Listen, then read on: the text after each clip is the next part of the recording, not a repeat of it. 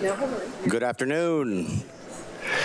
I now call to order the City Council meeting of January 20th, 2026. Happy New Year, everyone. Madam City Clerk, can I have a roll call? Councilmember Warren? Here. Councilmember DeForest? Here. Councilmember Stone? Here. Mayor Pro Tem Holliday? Here. Mayor Lavelle? Here. Let the record reflect that all members are present. We're now going to do the Pledge of Allegiance invocation. The Pledge of Allegiance will be led by Mayor Pro Tem Holliday. And please remain standing by the invocation led by Reverend Melissa Russler from Murrieta United Methodist Church. There goes my foot. Place your right hand over your heart. Ready, begin.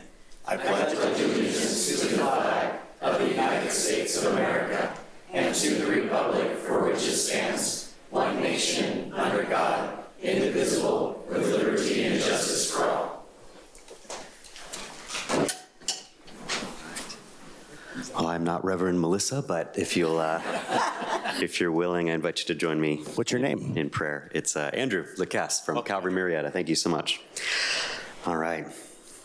Lord, we thank you for our city, and we thank you for the servant leaders in our city, those who are more public and those who are private and labor behind the scenes. We thank you for their efforts.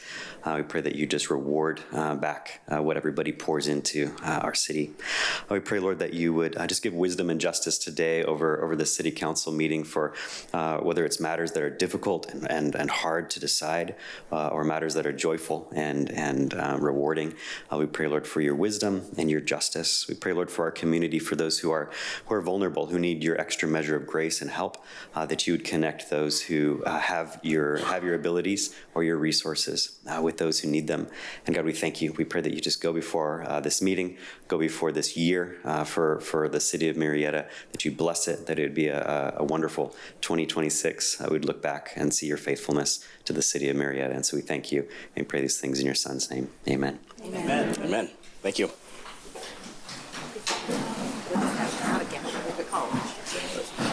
Commander. Okay, moving on. We have a presentation to start off today. Then it's what I call, I guess, the Mr. Holliday's baby. And this this presentation on Santa stops, I want to commend Mr. Holliday. He was the front runner and lead on this, and I'm so happy he did. So, Mr. Holliday, the floor is yours. Thank you, Mr. Mayor. Yeah, the Santa stops have been near and dear to my heart since somewhere around 1996. And thanks to Joni Wadowiak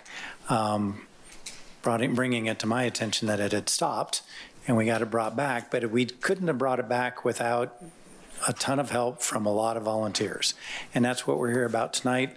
So I'm going to ask Joni to meet me down at the podium.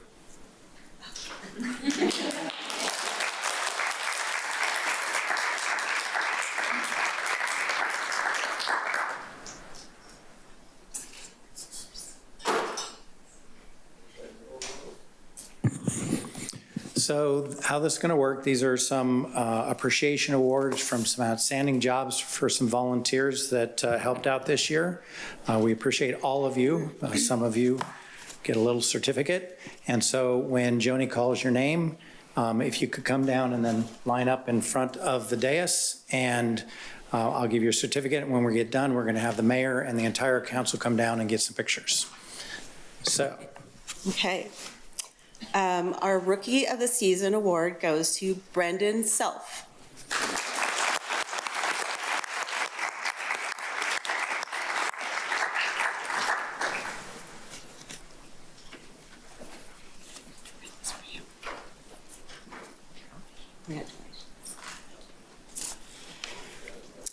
Okay, dedication to community. The Bjork family.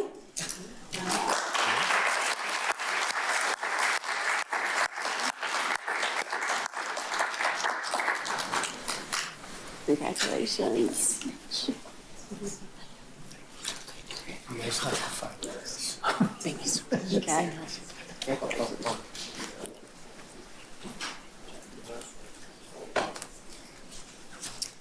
Okay, our Spirit of Christmas Award goes to Kelly Bajarski.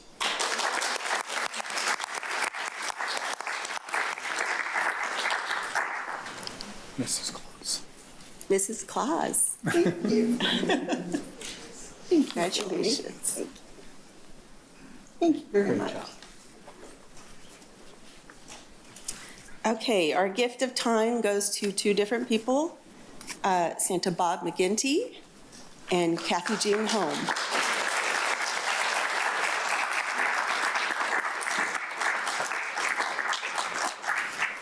There you go.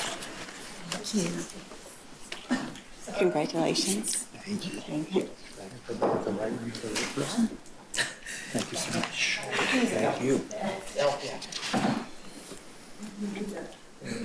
Our Community Impact Award goes to Robert Frederick.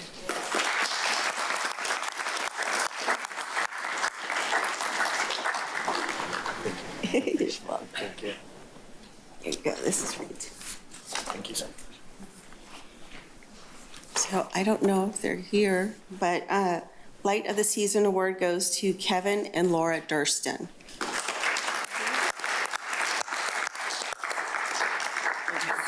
Here. Our Merry and Bright Award goes to Samira.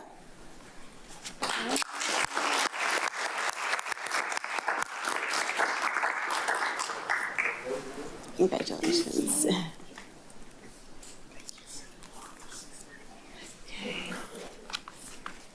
I don't know if she's here. Our other Merry and Bright Award goes to Bella Roberts.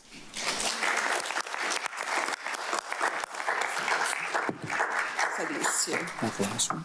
Yeah. And that's it. We do have a video, but let's do the pictures first. So if I could get the entire council to come on down. Make some spots Get somewhere in there. closer. Short one in the front. in front. Let the mayor between you two. I'll be in the front?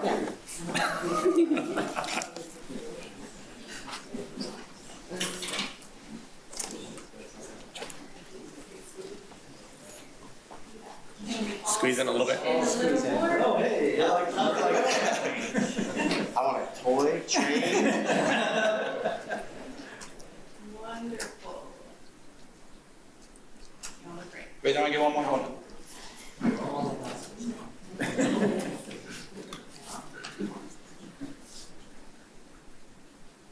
Okay, thank you.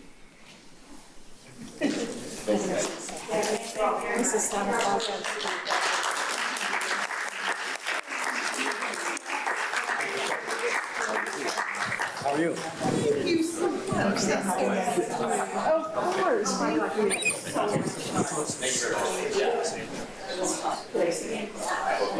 Yes. We're here for lunch. Thank you so much. For everything, absolutely. Thank you. Again, a big thank you to the volunteers. Their names and the sponsors are scrolling on the screen up above. And along with some pictures of some of the stops. Is there more than that one? Oh, go back to the.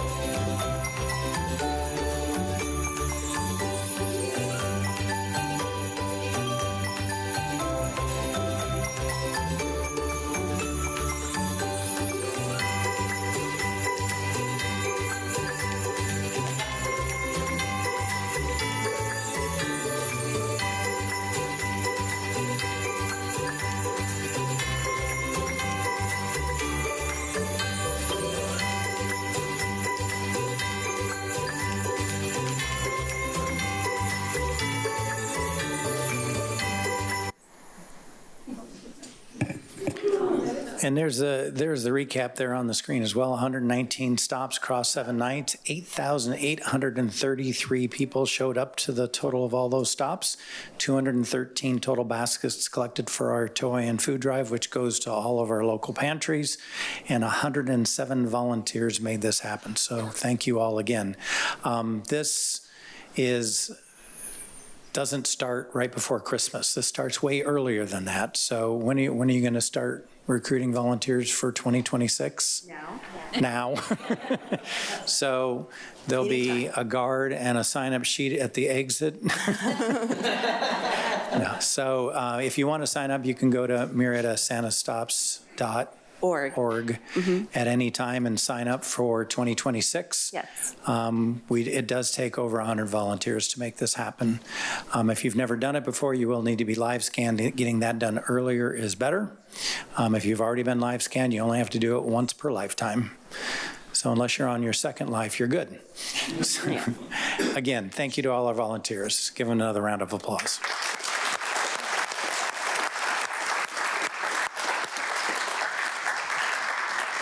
Thank you, Joni. Thank you, Mr. Holliday, and to echo, thank you everyone who participated. If you haven't been part of one of those stops, they are truly magical.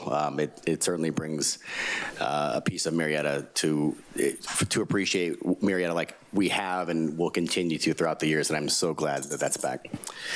Now we're moving on to the approval of the agenda. Are there any changes to the agenda? Colleagues, or Madam City Clerk? Seeing none, Mr. Mayor? And to my colleagues, if you don't have any objections, I'd like to change the order of, I'd like to bring the kratom or kratom, depending on what side of the Mississippi you're from, up to number 1. So we'll talk about the kratom ordinance first, after consent. Or, no, sorry, for first discussion. Yeah, before number 10. Yeah. With no objections, can I call for a motion and a second, please?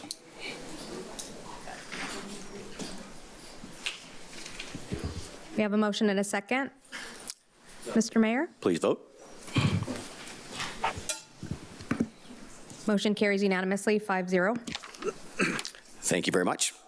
Moving on, city manager update. Mr. Clifton, what do you have for us? Thank you very much. I just have a few things for you this afternoon. Firstly, we have a subtle change in some of our staff seating. Last time we were here, Scott Agajanian, serving then as our Economic Development Director, was in the audience, as you would expect with our other directors. He's now joining Assistant City Manager Kristen Crane at the table because he's been promoted to a Deputy City Manager position.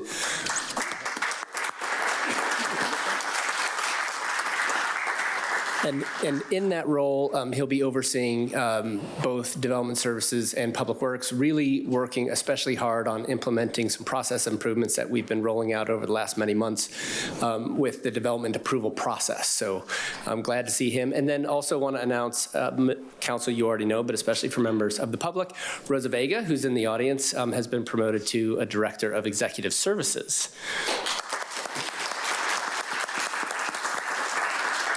Which is a position I'm very excited about, overseeing not only our communications program, but some of our other strategic initiatives to implement process improvement and performance management and some other things that are organization-wide. And just a point of emphasis that we made those changes, repurposing existing funds within the budget so it was all cost neutral, which is fantastic.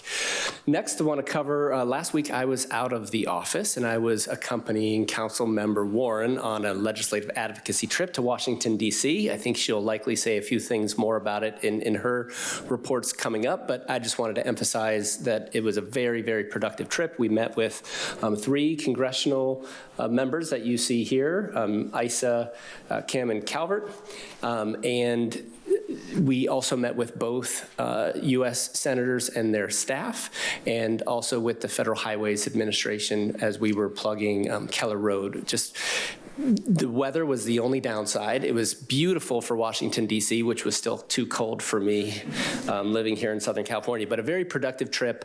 And despite the flight out and back and the time change and everything else, well worth the miles for sure. Next, I want to give a shout out to our finance team. They are the recent recipients of the GFOA Distinguished Budget Award. So you've heard over the last number of years a seemingly never-ending story of award winning from our finance department. This one is for the Distinguished Budget Award, which is given based on some pretty rigorous criteria that really stipulates that the budget document needs to not only be a document, but needs to be a policy document, a financial plan, an operations guide, and a communication tool. So it's really looking more comprehensively at creating a document that can be used across the spectrum by various audiences. We've grown accustomed to their awards, but really a worthy shout out. The finance team works very, very hard, whether it's making sure we all get paid every couple of weeks, a constant season of either budget, updating budget, or audit, really a never-ending list of tasks. So the fact that they do that work with a smile on and in award-winning fashion is just really worthy of note. So thank you to the finance team. And then next, I want to introduce a new team member who's going to give you a familiar update. So we have recently hired our public information officer. That person, I think you all know, is Hilder Sam. So I want to congratulate Hilder on her appointment as our PIO. She served both as press secretary and field representative for Senator Ciardo's office. She also worked previously at the Murrieta Chamber of Commerce doing marketing-related work, and actually was also with us in our economic development department some time ago.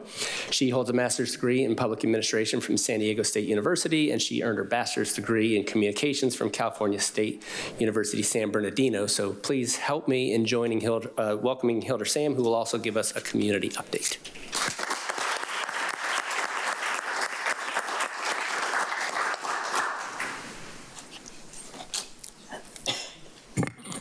Good afternoon, Honorable Mayor and City Council. Thank you for the warm welcome. I'm honored and excited to step into this role and serve as the community PIO. Today I want to touch briefly, if I can find the clicker. Here we go. I want to touch briefly on some of the upcoming events in our city. The annual Tour de Murrieta will take place on the weekend of March 28th and 29th. And this year, our CSD team has added the Murrieta 5K and a concert in the park for a complete weekend where the community can race, run, and rock.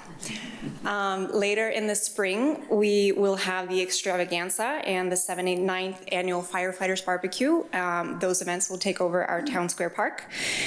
Of course, we will provide further updates as it draws near, but make sure to mark your calendars now for the city's 35th birthday bash on June 27th. And lastly, we'd like to invite everyone to stay connected with the city on murrietaca.gov/connect. Thank you. Thank you, Hilder, and welcome. Thank you. Thank you, Mr. Mayor. That concludes my announcements. Thank you, Mr. Clifton. Next up, we're going to be moving on to our governing body and commission reports. Each council member will be given 5 minutes to talk about basically what they do, where they're doing it, and what committees they sit on, and report back to the public. And I am probably the most guilty of forgetting a lot of those things. So I'd like to start with Ms. Warren, going last year. I know. We're going to put you up first, and floor is yours. Thank you so very much. Happy New Year to everybody. I hope your holiday season was as wonderful as mine was.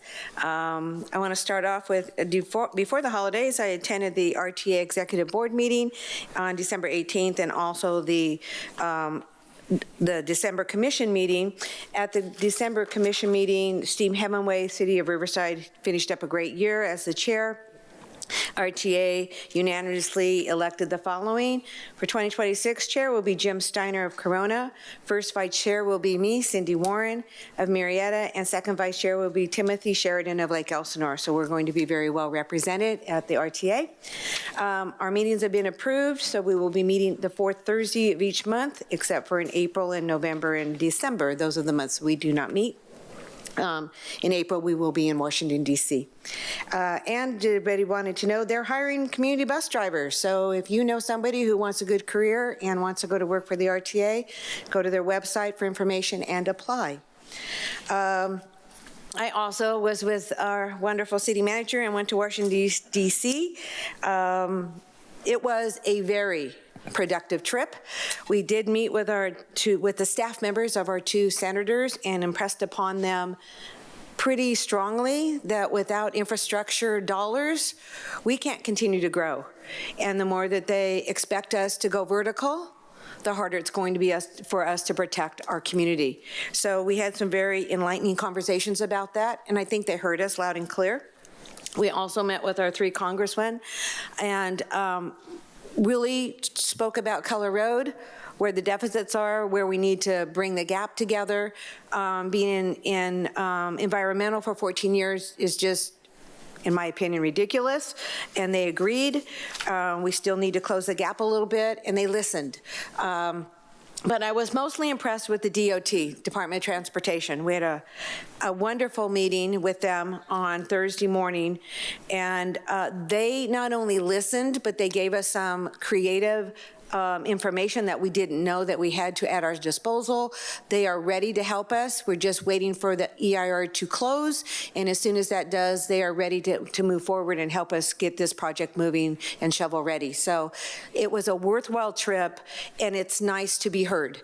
And as cold as it was, I was quite happy to come back to California because it was freezing. So I want to thank Justin. He did a great job.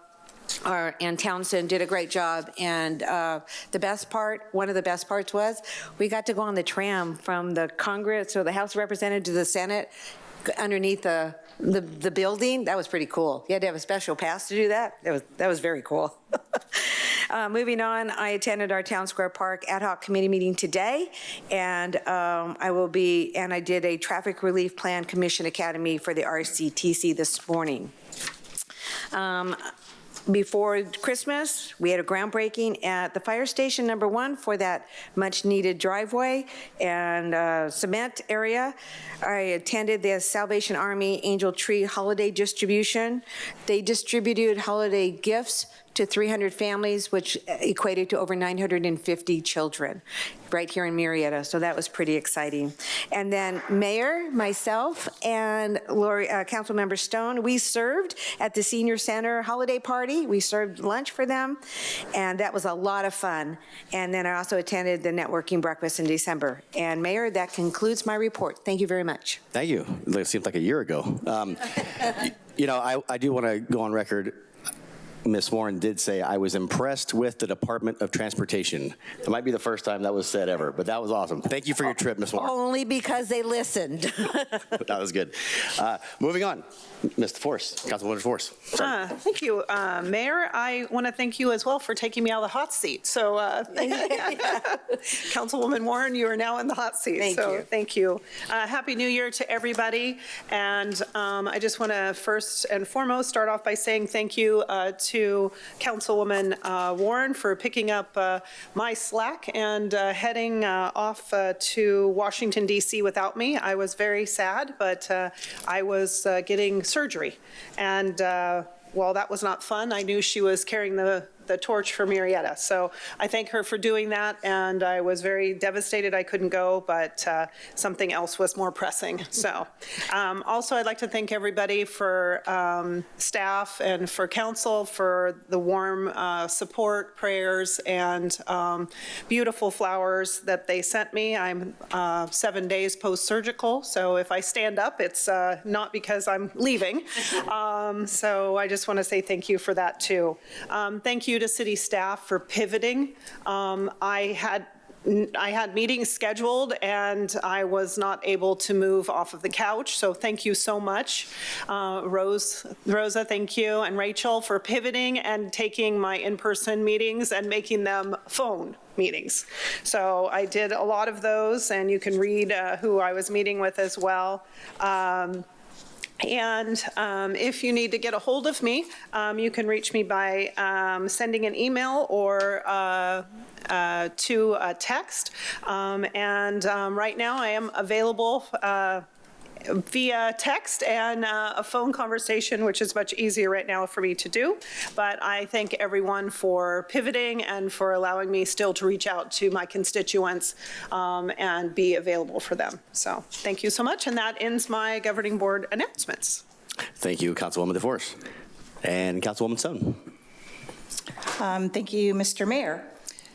I attended the Western Riverside Council of Government Strategic Planning Session. That's WRCOG. It's a regional commission that I sit on to represent the city of Murrieta, and I'd like to give you a few updates.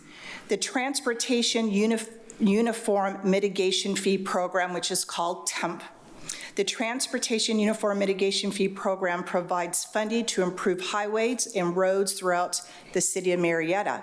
Since its inception, Murrieta has received the following through TUMP: over $30.5 million. And the projects that have been completed due to these funds, and this is through development. When developers come to Murrieta, there's a percentage that they have to pay for regional infrastructure. California Oaks and I-15 interchange, Los Alamos Road and I-15 interchange, Clinton Keith Road, I-215 interchange, Whitewood, Clinton Keith Road to Keller Road, Clinton Keith Road and Winchester Road, Murrieta Marketplace, Murrieta Avenue from Lemon to north of Lemon Street, Meadowlark Road improvements, Keller Road to Whitewood, Jefferson Avenue and Calamia Roads improvement, and Murrieta Hot Springs to Date Street. The upcoming TUMP projects that are in the works is obviously Keller Road, which is our #1 priority right now for the city of Murrieta, and the 215 interchange. Murrieta Hot Springs, Margarita Road to Winchester Road, which is beginning to be under construction. Whitewood Road, Clinton Key to Hunter Road, and 79 Winchester Road to Thompson to La Habla Drive, and Jefferson Avenue, Nutmeg to Palomar Street. So good job in fighting for the infrastructure that we need, and that really goes to staff and our city manager. We have to share the money regionally, and so when we apply for grant money, it's really nice when the city of Murrieta is awarded these funds. It's a gift. The CPACE, the Commercial Property Assessed Clean Energy Program. WRCOG participated in 3 businesses here in Murrieta. KTM received $17.5 million, West Coast Exotic Cars $2.9 million, and Calvary Christian Center $1.2 million. In addition, we have a streetlight program that we currently participate with WRCOG, and streetlight poles that have been replaced, 6,486. That can't be right. Do we have 6,000 poles? Yes. We do? Holy cow. Okay. The energy costs savings to the city of Murrieta by participating in this program was $716,369. The streetlight project rebate check was $461,271. So Murrieta has been very active in WRCOG. I do sit on that commission, and in addition, I've been assigned to the foundation committee, and I sat in on the ad hoc committee for our General Assembly, which is a wonderful way for the city of Murrieta to network with utilities, development, and anybody that wants to come to Murrieta. So it's a great assembly.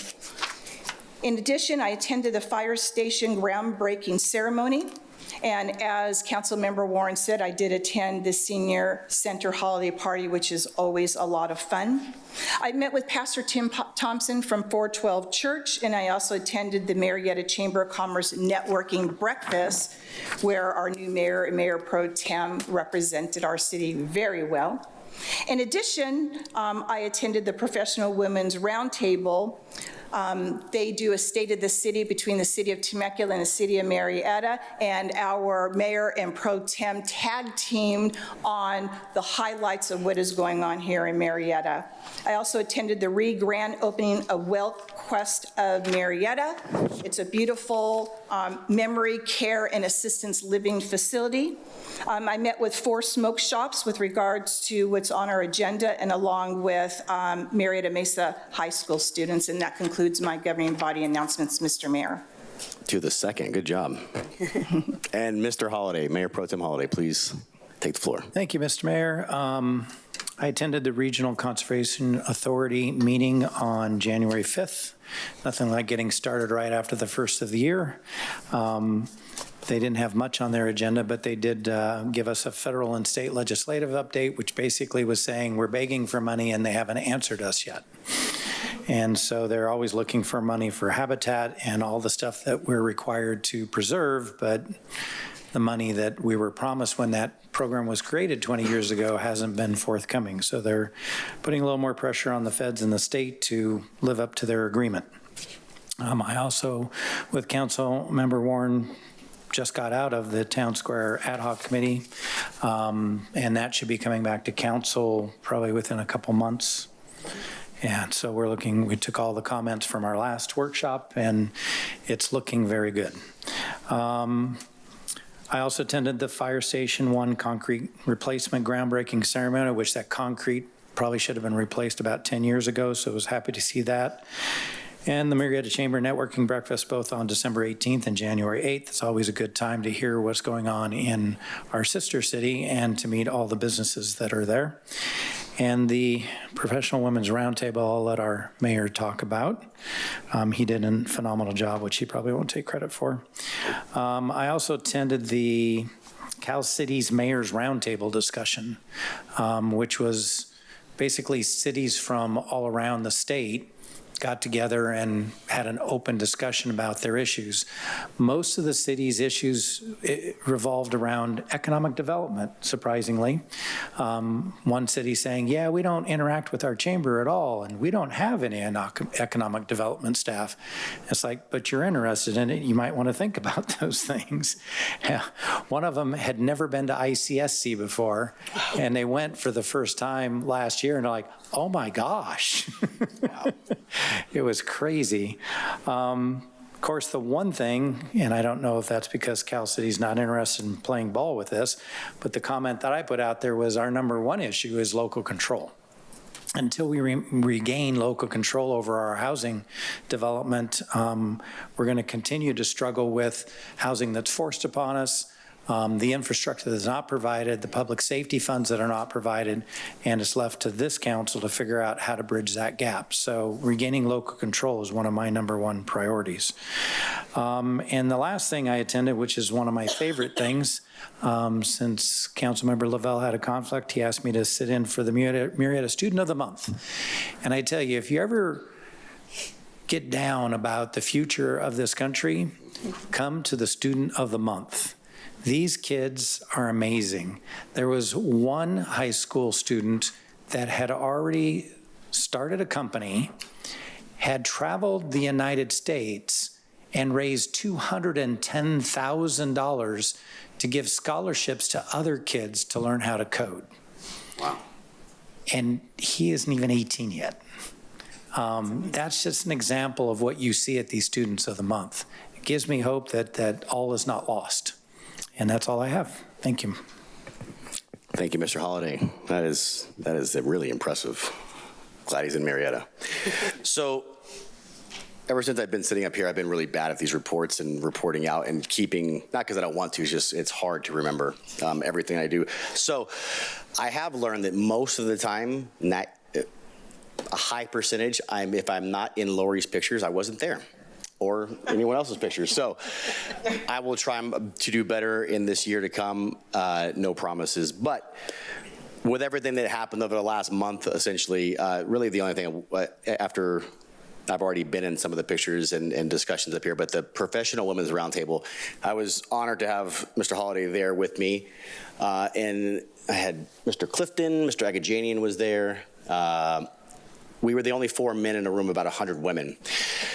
I'll say that we did a great job highlighting Murrieta, why it was awesome, why we were better than the city to the south. But ending the meeting, I left off with, you know, you're about to see the mayor of Temecula do the same job it took 2 men to do for you guys. So it was good. It was a good time, and I really appreciate you being there and sharing the jokes and the good time. So, and I think that's it. I had no committee, or I had no governing body meetings last month, thank goodness. So look forward to many in the year to come. And that's all we got for the commission reports and committees. Now it's time for public comments. Each speaker will be limited to 3 minutes unless they were previously approved by the clerk. This is for non-agenda items as well. Madam City Clerk, do we have any public comments? Yes, thank you, Mr. Mayor. Annette Jennings.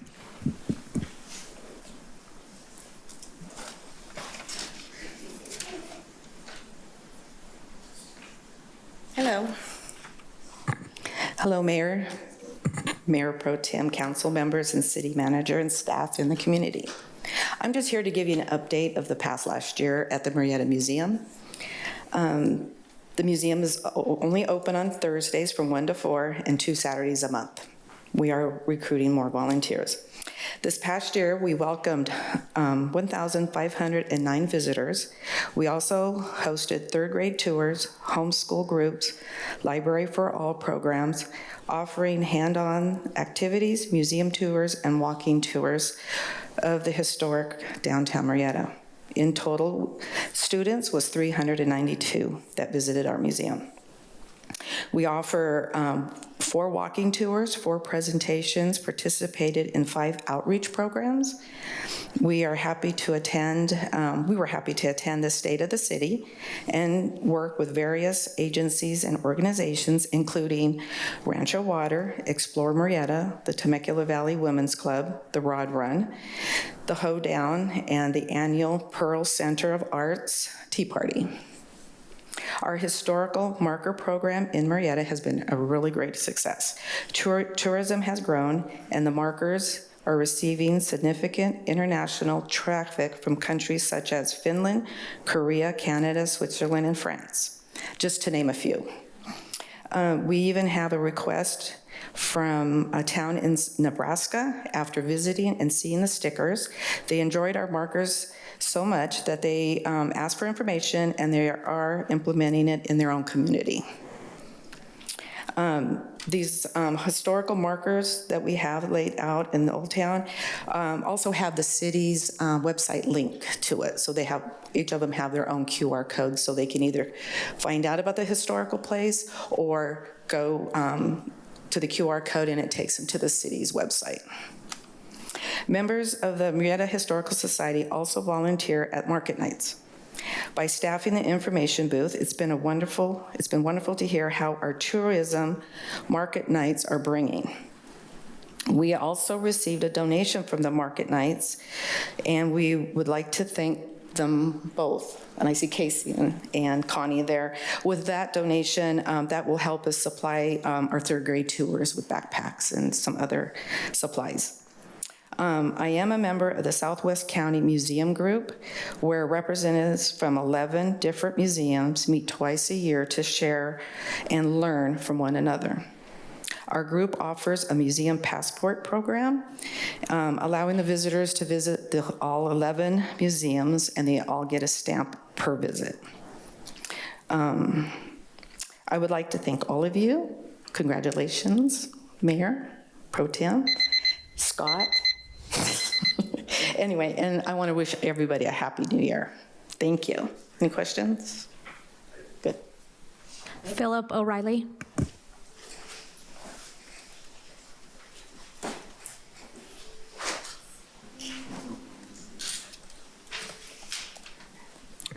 Good evening, Murrieta residents and City Council.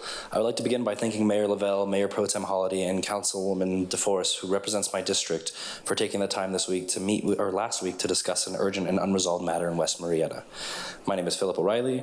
I'm a local resident of over 30 years and live at 23590 Jefferson Avenue. As many of you are aware, the City of Wildomar is currently constructing a new junction between Palomar Street and Jefferson Avenue that is scheduled for completion this year. This project will effectively transform Jefferson into a continuous freeway frontage for the 15 freeway through the region and across our city. In anticipation of this significant circulation change, I still have several critical questions that remain unanswered publicly and were not fully resolved during our private meetings. First, will the City of Murrieta remove the existing dead end near the water towers and coordinate with Wildomar to complete this connection, or will Murrieta leave the road disconnected? This would create a permanent bottleneck at the city boundary and would undermine regional infrastructure. Second, there is currently no budget or plan in place to widen a roughly 1,000-foot stretch of two-lane road directly after this dead end. A segment that lacks sidewalks, includes a blind curve, and already experiences congestion due to its proximity to a church. If the Jefferson dead end is removed without addressing this pinch point, pedestrian safety will be compromised, traffic congestions and accidents will increase along this corridor that the city has already defined it as part as the Highway 395 reconstruction project. This occurring alongside many local traffic stimulators, such as a large new apartment complex on Washington, 180 acres of new development in Wildomar, multiple stop signs, 2 churches, a shopping center, a high school, a middle school, and 2 elementary schools, all within 1 mile, currently already causing congestion. It's a mess. Taken together, this combination presents a serious and foreseeable risk to residents in West Murrieta.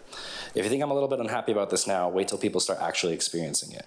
You're talking about increased commutes to schools, increased danger to pedestrians who walk this route daily, and children who currently bike near the water towers, as is. I understand there's a renewed focus on improving infrastructure on the east side of Jefferson in preparation for the future business park development. I welcome this gladly, but surely the long-term aim can't be to call Jefferson a highway at one end and a rural undeveloped frontage route at the other. So again, I ask, why is the West Murrieta border still neither planned nor budgeted? In efforts to stop the bush beating, I would also briefly highlight the Murrieta Hot Springs Road widening project, discussed at the June 2025 budget meeting as a $16.3 million project that is almost triple in length of this widening. Multiple times I've heard from Council and Public Works that, quote, cities don't normally build roads, which is a red herring as clearly they can and we are. The city does in fact invest in major arterial roads when priorities align and outside developers have not, and there are funds usable for Measure A, gas tax, sales tax, and I believe what Laurie Stone was talking about recently. I'm glad to hear that. Ultimately, I urge the city to take this issue seriously, as I've discussed this potential outcome for over a year now, and the room for plausible deniability is closing. This is not simply a matter of convenience or traffic flow, it is a matter of public safety and the future of Murrieta regionally. Thank you for your time. Connie McConnell.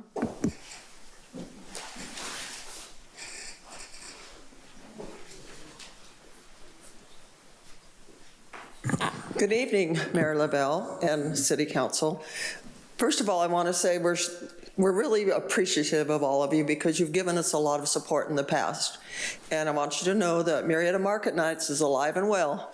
We did not have the first market of the month in January because it fell on New Year's Day, and we knew that nobody wanted to come out on New Year's Day for that. But anyway, we're doing well. We were excited at the end of the year to be able to make some contributions to, we made a contribution to the Historical Society. We made a contribution to the Project Touch outreach, and we made a contribution to the food pantry. So we wanted to try to affect help for the people who really need it on the ground. And that's how we chose those 3. But we're hoping in the future to be able to maybe make more contributions to other nonprofits such as we are. We're very busy. I am having to turn vendors away because I don't have enough space. But hopefully that's going to get rectified in the near future. And that's all. We just wanted to tell you thank you for your support. And we want to see you all come down to the market.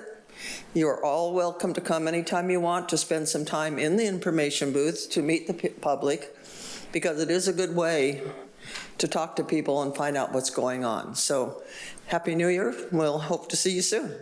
Thank you, Connie. Greg Langworthy.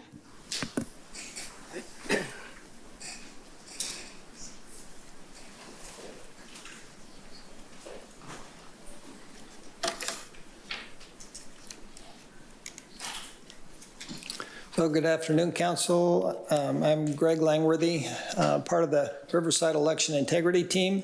Just want to tell you about the work that we're doing and enlist your support in kind of a practical way. We have done audits of the current Riverside County election system, 4 audits in a row.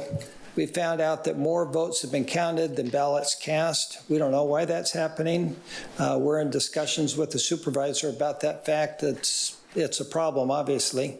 Also, our voter rolls are inaccurate. The last test of our voter rolls found about 210,000 ineligible voters on our voter roll. Maybe 11,000 of those have been cleaned up. That's a big problem as well. And then we've submitted affidavits to our law enforcement about likely fraudulent signatures that are being put on ballots and maybe counted, maybe not at the ROV. We've reported that to law enforcement. So what our vision is for Riverside County to be the model of election integrity for the whole, for the state. And I think that's doable. We've gotten good cooperation from our supervisors. They're looking into these issues from our ROV, but it's going to take work. Where we have common ground with you is that you all take an oath to support and defend our Constitution. So all of us have an obligation. I have an obligation as well, because my kids, we want them to grow up in a country where our civil rights are protected and governments are instituted to protect those civil rights.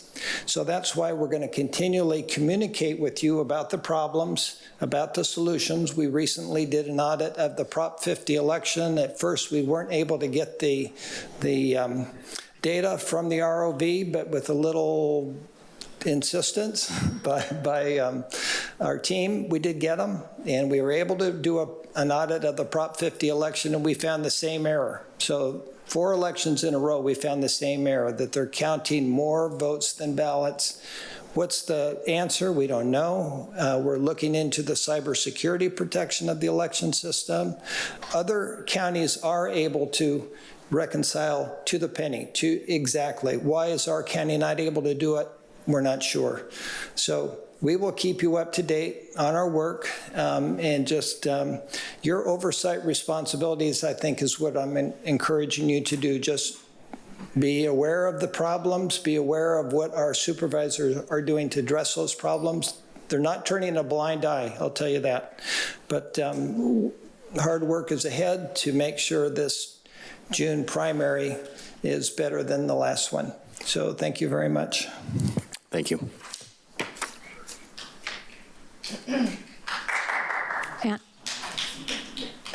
Andrea Mayers.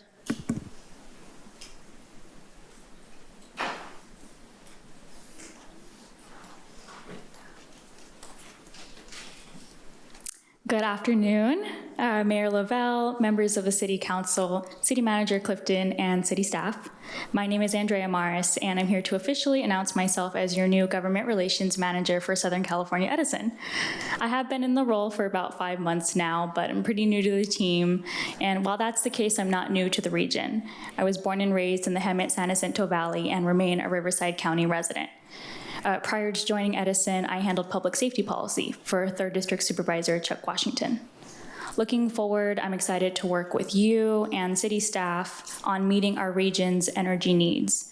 We've already talked a lot about the growth that's happening in our regions, particularly the city of Murrieta, some of it welcomed and some of it not so much right now. And all of that needs to be energized, and so we have a lot of work ahead. Now I'll wrap up with some good news. Millions of Southern California Edison customers will see a rate reduction in energy costs this year. Rates are expected to stabilize and trend lower with some fluctuations during the year, typically during summer months when we see high demand. Looking ahead, rates are projected to grow in line with or below inflation through year-end 2028. To receive information like this right in your inbox, please sign up for our newsletter at energized.edison.com/newsletter. With that, I've left my cards with your city clerk, and I'll thank you for your time. Amy Edgeworth.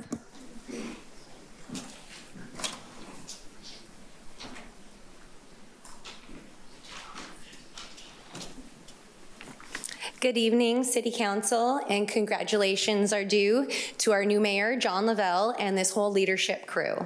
As we open this year with new goals to define, I'd love to share a quick little rundown of mine.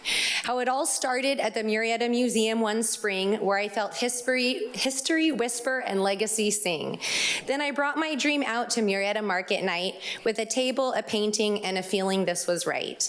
From there to Parks and Rec, where the seeds took hold, big ideas with no budget, truth be told. Then over to the library, that well of insight, because every great vision needs stories and light. I met with Cindy Warren and gave her my pitch. A train car for the arts. Yes, it sounded a bit niche. She listened with kindness and gave me her time, and that early support helped the dream start to climb. From idea to action, from hope to just maybe, from scribble down sketches to this could be baby. Next, I showed Lori Stone my train car design, and she said, what if you had 3, maybe 9? I laughed and said, Lori, I've barely got 1, but her spark made me feel like the big dream had begun. I called Lisa DeForest, and she called me back while I was chasing my toddler across a rain-soaked track. My daughter was cheering, my shoes made a squish. I was soaked to the socks, but I still made my pitch. We talked art and partnerships, dreams and design, and somehow it all still felt perfectly timed. I reached out to John Lavelle, who met me with grace and reminded me this dream had a place. He said, this is cool, and gave me the steam, because each show of support helps power the dream. And when I called on Ron Holiday, he said, what can I do to help? Just 6 simple words, but I've never forgotten how they felt. When someone like that puts faith in your track, it's the push that you need to keep bringing it back. Then I crashed Chuck Washington at Montague Bros. No meeting, no agenda, and here's how it goes. I pulled a toy train right out of my purse. He laughed and said, I've seen stranger or worse. He nodded and said, you've got something here. And just like that, the direction was clear. And looking back now at how much we've come around from our first board meeting outside Antelope Hills sitting on the ground, we've grown since that day, new members, more steam with spreadsheets and sketches and one heck of a team. And the site we've secured, it wasn't in sight when we started this journey, just chasing the light. From museum to market night, council to crew, from is this too weird to we're seeing this through. Each moment, each meeting, each yes, I see you, brought this train to the place where it's finally due.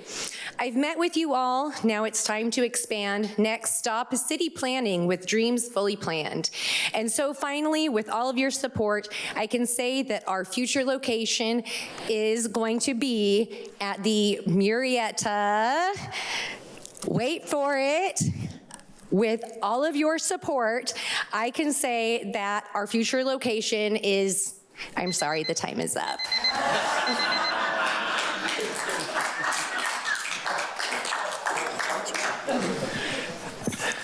I know where it's at.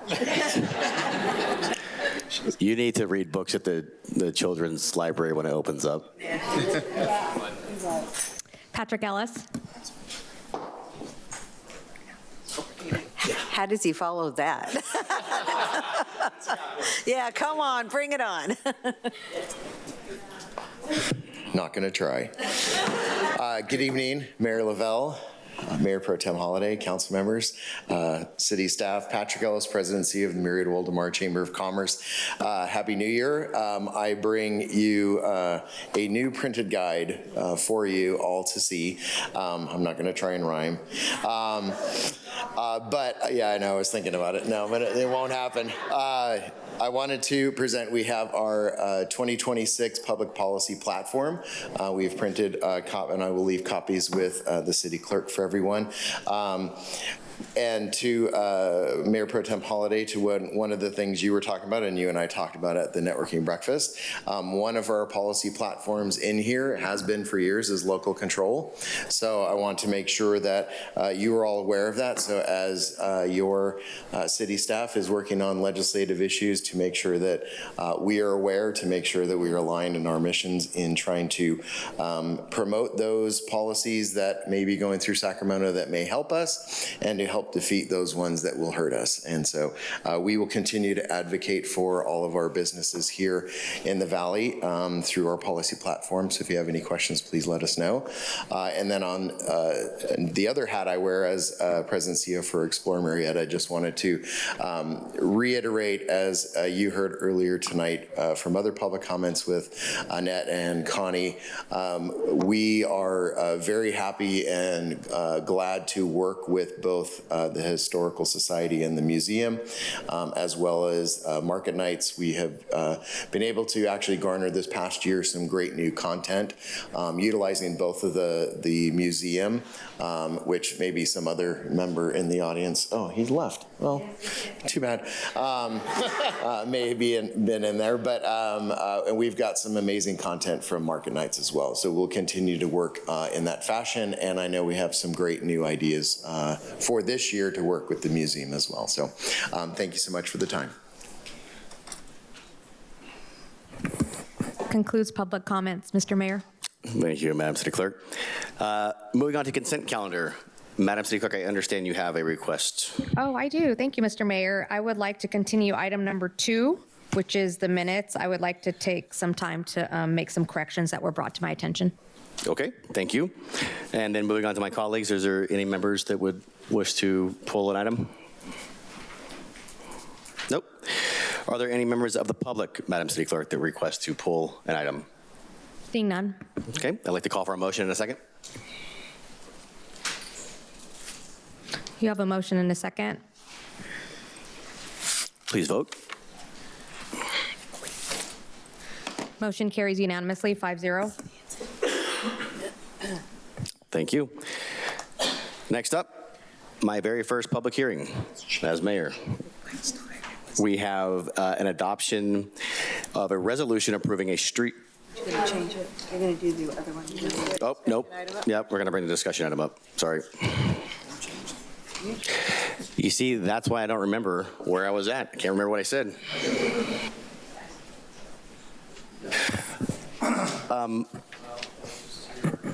So, Mr. Mayor, you're gonna, it'll be item number 12 Yes. for purposes of, the members of the audience, approval of ordinance 628-26. Yes. Prohibiting the kratom, and that would be Madam City Attorney, and I believe Chief Henry. Yes. So, Madam City Attorney, I kind of spoke with you earlier about maybe how to preface this discussion based on some new information that may have not been available when we brought this up for topic. Would you like to opine on that before, or can we talk about that? We can The start state however legislation? you'd like. Okay. Yes. Basically, last week, or the 9th is when this came out from the California Department of Public Health, stating, I have it here if you want to read it or pull it up, but I wanted to kind of just sift or decipher this and what this means for the state in regards to what this ordinance will or will not do. If we can unpack that. I have not seen that. Okay, so this is, I guess I should just read it and then I'll hand it over to you. Sorry to put you on the spot, but. Okay. So this is dated January 9th, 2026, to licensed tobacco retailers. So prohibition of the sale of kratom and 7-OH products. So dear tobacco retailer, licensee, or stakeholder, the California Department of Public Health is sending this letter to educate and inform you that the retail and online sale of kratom and 7-hydro word that I won't try to pronounce, products in any form for consumption is unlawful per California Health and Safety Code 110555 because these products are not approved and may cause harmful effects. CDPH enforces laws and regulations for food and drugs in California, and California adopts federal law on food additives, dietary supplements, and new drug applications in accordance with Federal Food, Drug, and Cosmetic Act per the Food and Drug Administration. Kratom and its two main chemical compounds, Mitra, GYNINE, I'm not going to pronounce that, and the other 7-OH are not approved as a food product, dietary supplement, or drug product. Any product sold at your store containing kratom or 7-OH is considered adulterated and illegal to sell to individuals of any age for consumption. CDPH has statewide authority to embargo, seize, and impound products containing kratom per Health and Safety Code 0555. CDPH will continue to take action to remove products or raw materials containing kratom or 7-OH. 7-OH and kratom vary widely in potency, which increases the risk of unexpected effects and contamination. Therefore, CDPH is warning that public foods and other products containing kratom and 7-OH are illegal to sell or manufacture for consumption and may result in addiction, serious harm, overdose, and death. Retailers that fail to comply with the laws that prohibit the sale of kratom and marketing of kratom and 7-OH for consumption may be subject to legal action and enforcement measures. Signed, Benson Yee, Chief Food and Drug Branch of California Department of Health, and he's got Gavin Newsom's lovely signature at the top here. So with this being so new, this came out after we decided to talk about it. I wanted to basically ask, talking about an ordinance, does that even mean anything if the state has ruled on this already or made this statement, I guess? So that said, anything with any kratom in it. Yeah. So that was what our ordinance was intending to do. And so that makes it appear as though any ordinance by us would be preempted by the state. Okay, so I just wanted to lead in with that. I guess it does definitely change my perspective on what we should do, can do, and might do. So I'll leave it at that. I'll bring it back for comments first to colleagues. Yes. Oh, I'm sorry. Yeah, just to be clear, if in light of that letter, there's no action that we should take. Correct. Yeah. But if the council wants to comment on that, I'll take comments for sure. I just want to make sure this is as clear as I think it's saying, what I think it's saying. Mr. Holliday.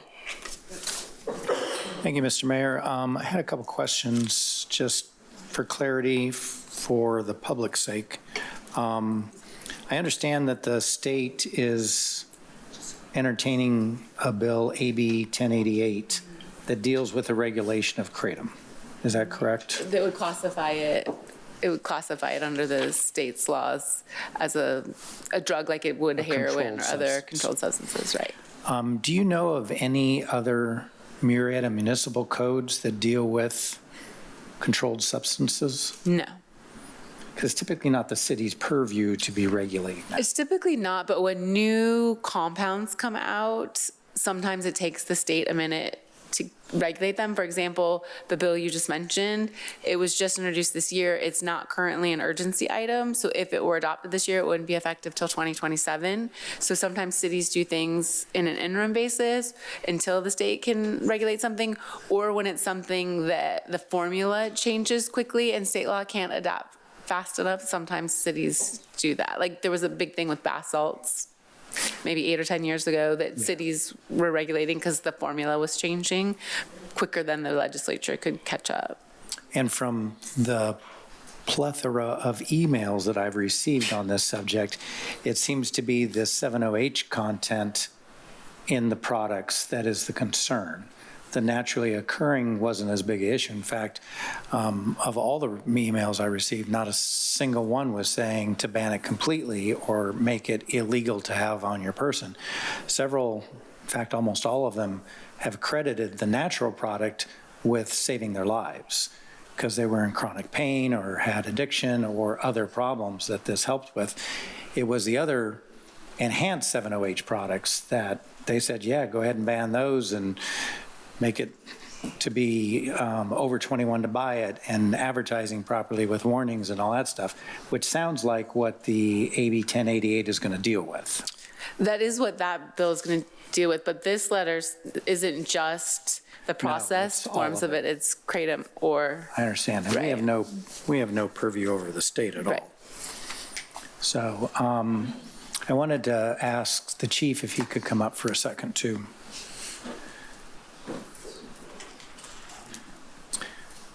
Because I want to, since this subject has come up, it's my understanding that this issue is not an issue in Murrieta.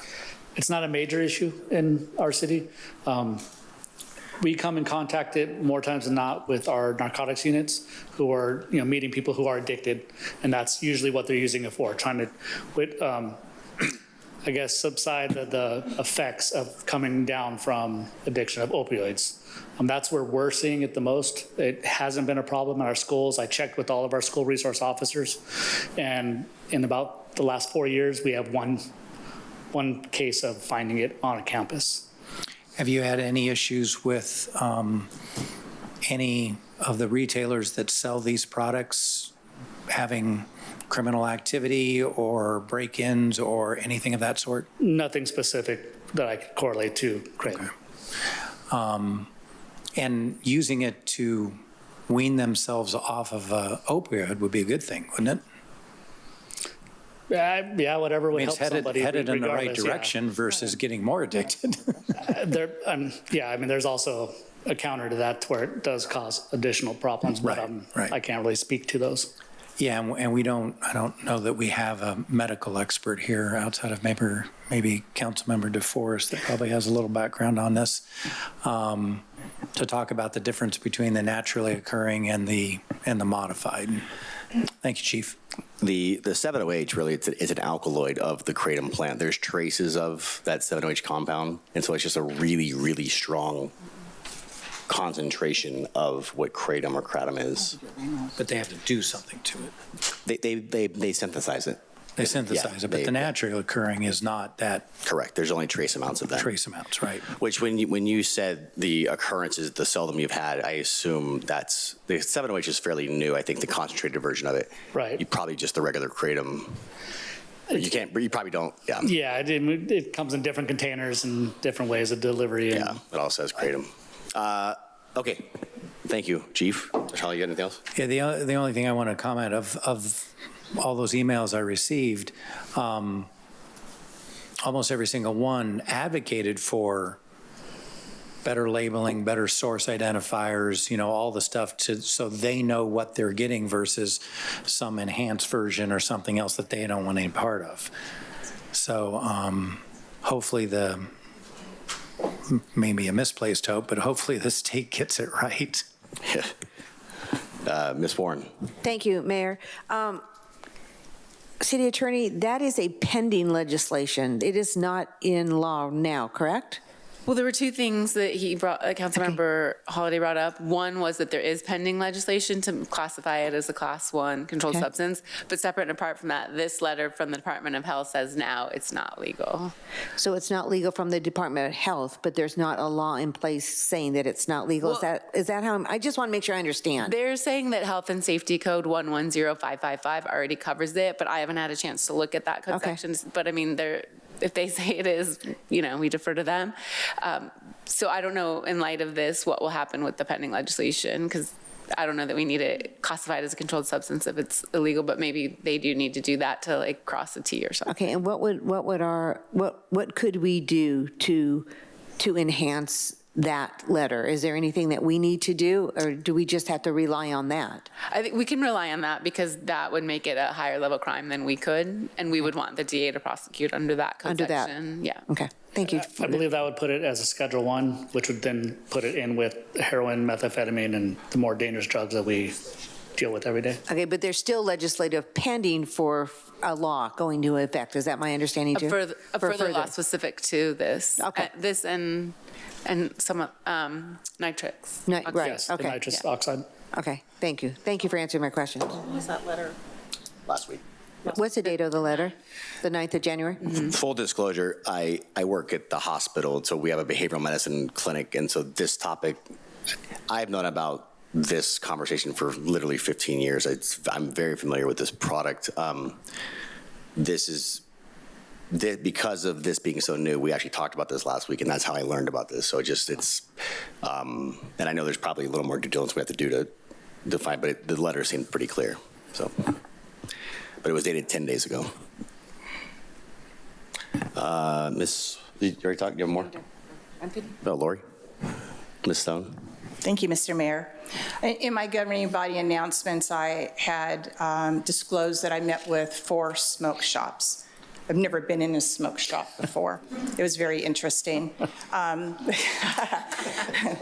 No, I'm not lying, Mayor. So what I found very interesting is it's not like walking into CVS where you can just take anything off the shelf in our smoke shops. Everything is in a locked cabinet, or it is behind the cabinet where if you go in and request an item, again, you're just not going to take it off the shelf. In my conversations with the 4 general managers, I was very impressed that they have a policy here in Murrieta that they only sell to people that are 21 years old and older. I asked if that was a state policy, and they said no.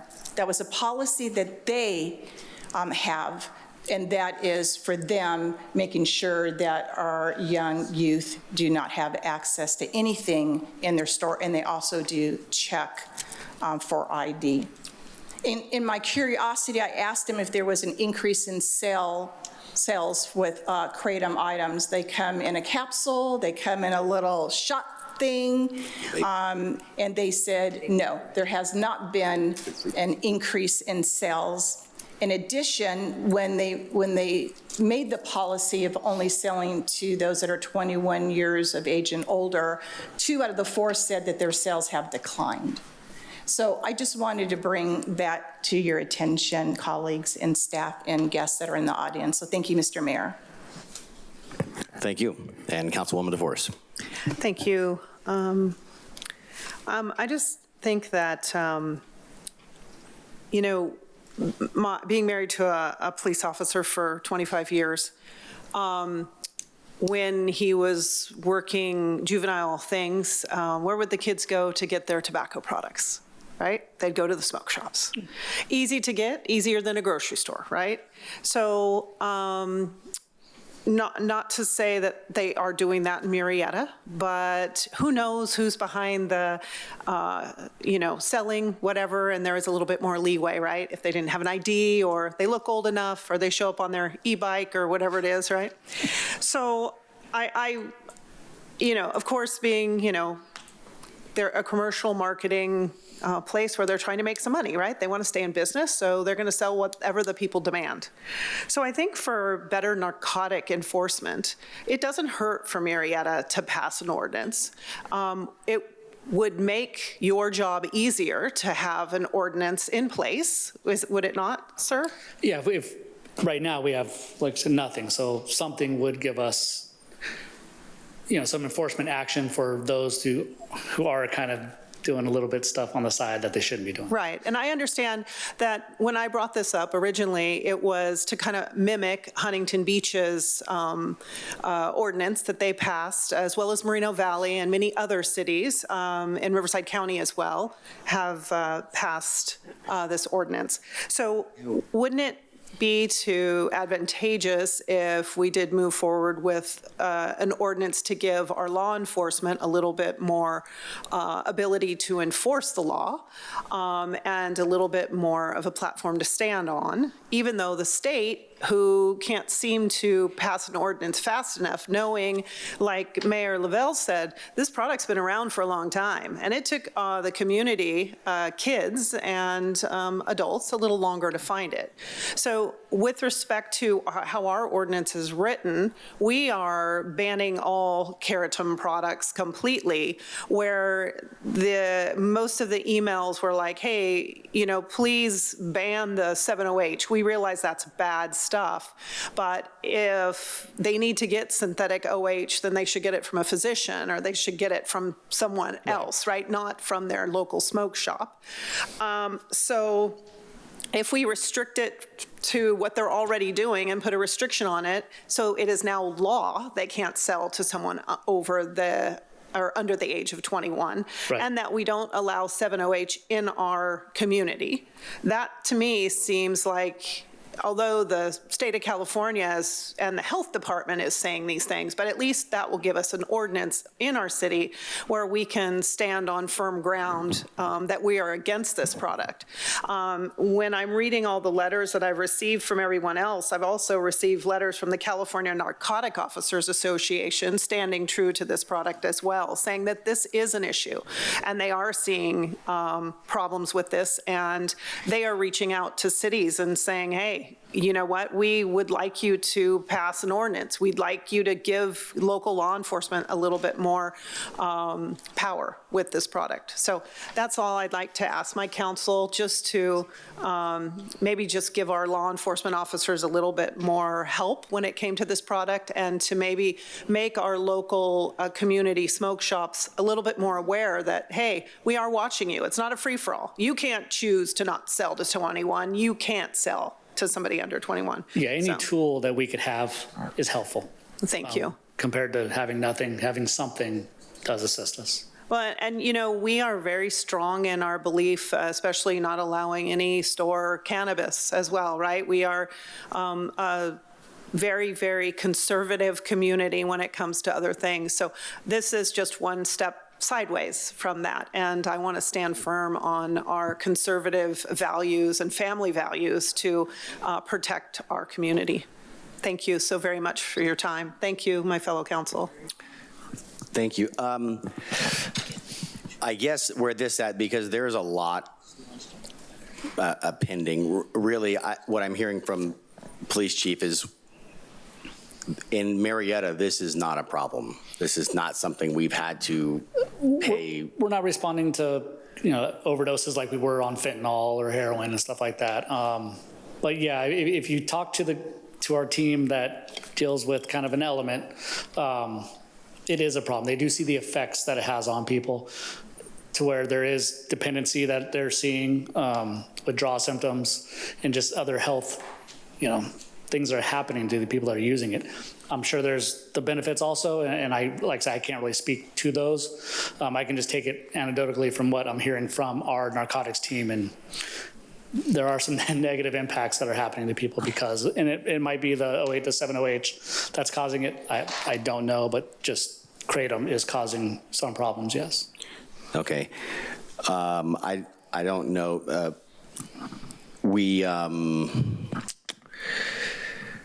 This is, we're not, whatever we do tonight, I don't think is going to be much in front of or get in front of whatever the state decides to do. Is it safe to say if they do anything, it'll be within the year? I mean, you never know, but I mean, it's pending, so it may get adopted, it may not. I looked up the code section. I think there was a typo in the section they said. I think there was an extra 5, because 11055, okay, not 3 5s, but 2 5s, lists what's considered a Schedule II drugs, and it lists all derivatives of opioids and other types of things. And so this letter to me is saying it's already a level 2, and then that bill that's pending would make it a level 1. So either way, it would be illegal, and anything we would do would be. If it's already a level 2, then that means it's already actually illegal. There's nothing we need to do. Right. Yeah. I'd rather not pass an ordinance for something that's already got the strongest hammer it can have on it, and really it's not. Well, we shouldn't pass an ordinance if there's already a state law. Yeah, okay. Yeah. I think so with that, I guess I'm asking, do we need to do a presentation or just take a motion or kill this thing? We just move on. We're gonna do public comment? You can take public comment, and then Let's you can do that. move on. Thank you. Madam City Clerk. Yes, thank you. I'm sorry, Councilmember Warren, were you still in the queue? Yeah, I did want to ask a question. Is that okay, Mr. Mayor? May I? Yeah, sorry. Okay. Does our law enforcement have enough to be able to force the smoke shops and those that are selling this product to keep them at 21 and above? Do we have, I mean, is that in place right now? Right now is no one can buy, based on that letter, it's saying that no one can buy. So how does this city let them all know that now this is in force and this is what the law we are going to follow? Well, I mean, that letter went to the smoke shops, not to the city. Okay. They didn't think Matt and his team needed to know, or me or Justin. So they know it before we know it, but we can also do what we would have done to notify them if you did adopt the ordinance that was on the agenda tonight. Okay. And there's the same kind of outreach that could be done if because I really think that is important that they are aware that there are consequences, and I think we need to give our law enforcement every tool in the toolbox we can give them to enforce things like this, even at the state level. Well, yeah, the health and safety code is much stronger than Murrieta Municipal Code. Thank you. Art Richard.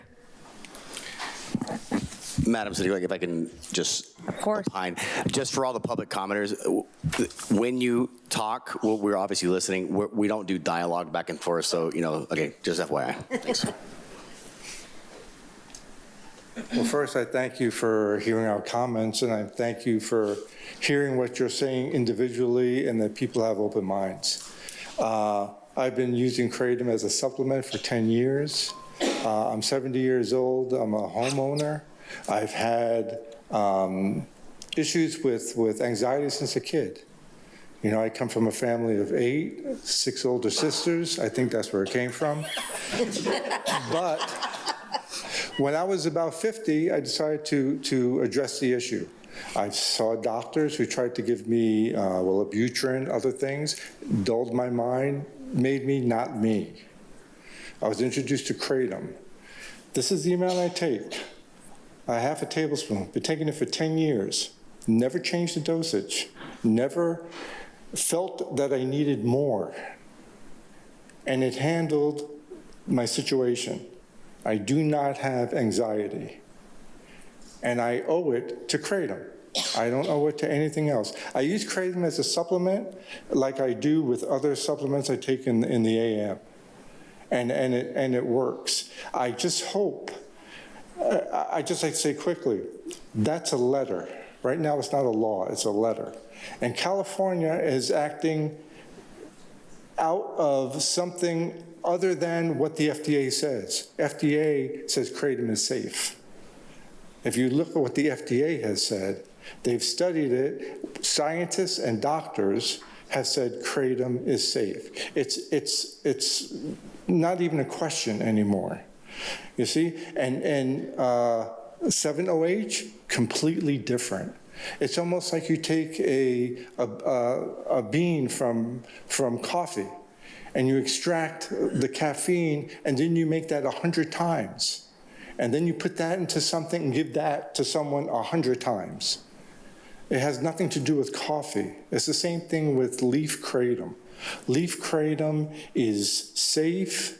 Leaf kratom has helped people. My anxiety is nothing compared to what you'll hear of people that have lived on opioids because of their problems and what kratom has done for them.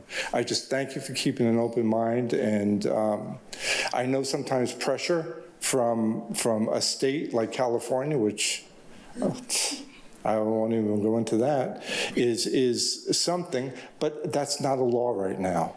And I hope you understand there's a difference between natural leaf kratom and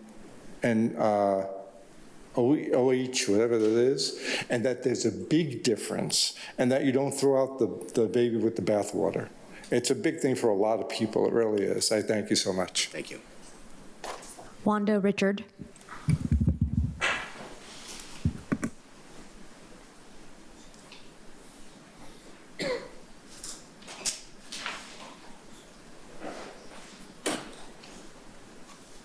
Thank you, Mayor, City Council. My name is Wanda Richard. I am the wife of Art Richard. I just like to share something with you. My son Jordan was a heroin addict. I am a retired drug and alcohol counselor. I was devastated to find out about my son and prayed a lot because I wanted my son back. My son, when he was on heroin, his eyes were pitch black. He's not the same kid. And I'm thankful that he found a way to get back to society, and that was Kratom. And I'm thankful for Kratom. I agree 100% to get rid of the synthetic, but not the leaf. The leaf helped me too, even as a drug counselor, because I saw an alternative. I was put on different medications. I started to lose my memory. I started having liver problems. I stopped all that. I started taking the Kratom. I don't have that. So I'm asking you, as my husband asked, please have an open mind, because there's other people that need to have an alternative, not just pharmaceutical pills. We all know, we all hear the commercials about what they do. Now, I agree with you. 21 years old, That's what you should be. You should be an adult, you should have all the facts, and you should be able to have the freedom to choose. So with that, I thank you. Thank you. Diane Petrie.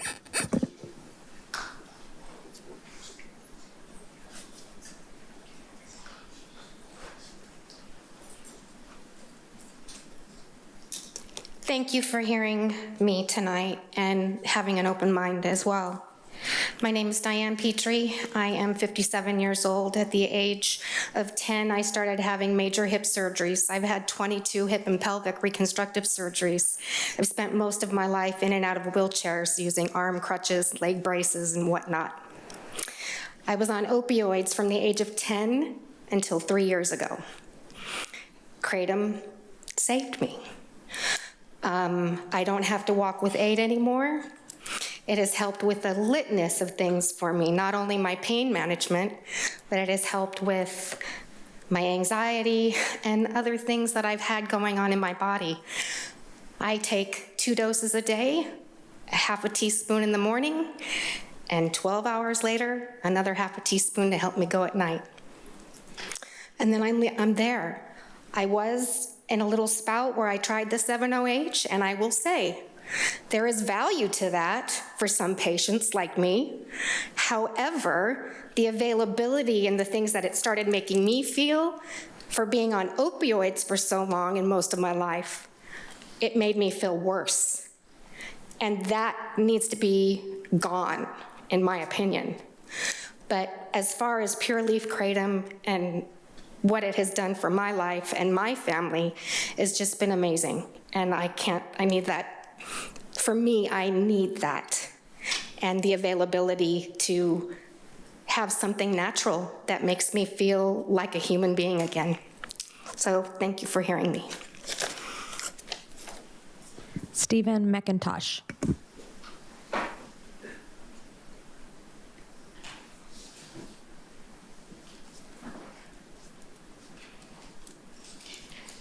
Apologize for being slow. I have heart condition.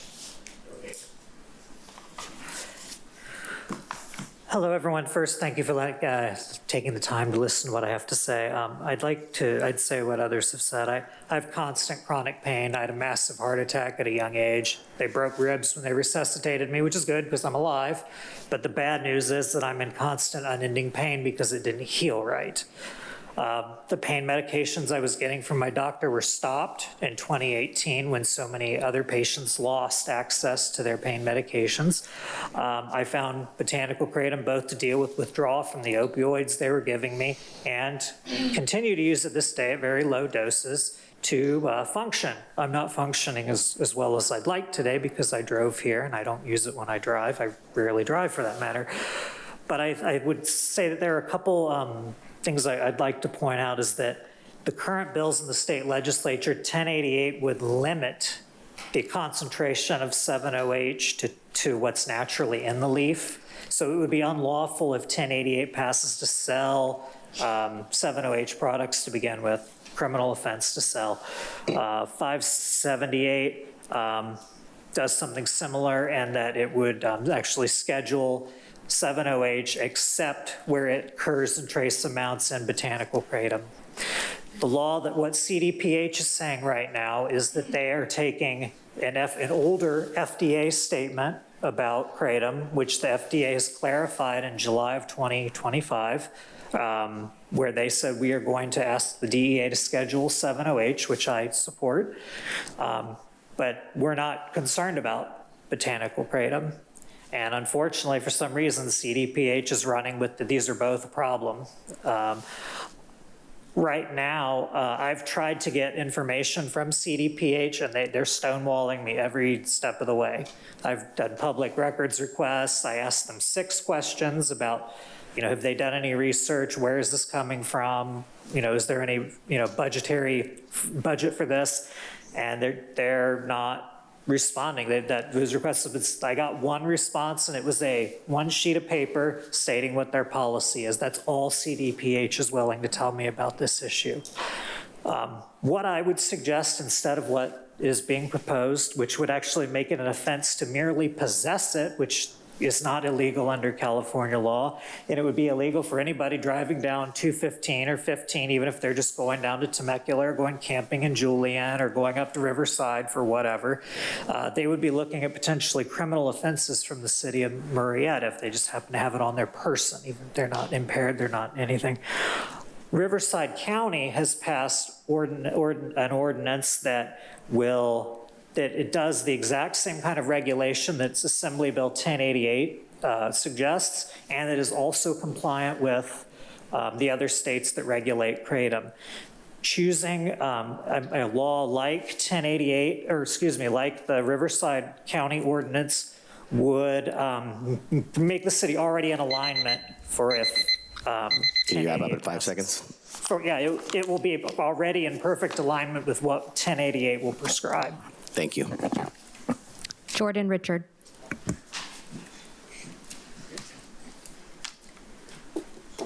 Hello. Hi. Sorry, I have a speech impediment, so if I stutter, I apologize. I'm the former heroin addict whose life was saved by kratom. I'm considered a top expert on kratom. That's not self-proclaimed. That would be weird. That's what Google says about me. So, the head of the FDA said that there's a massive difference between kratom and 7-hydroxy.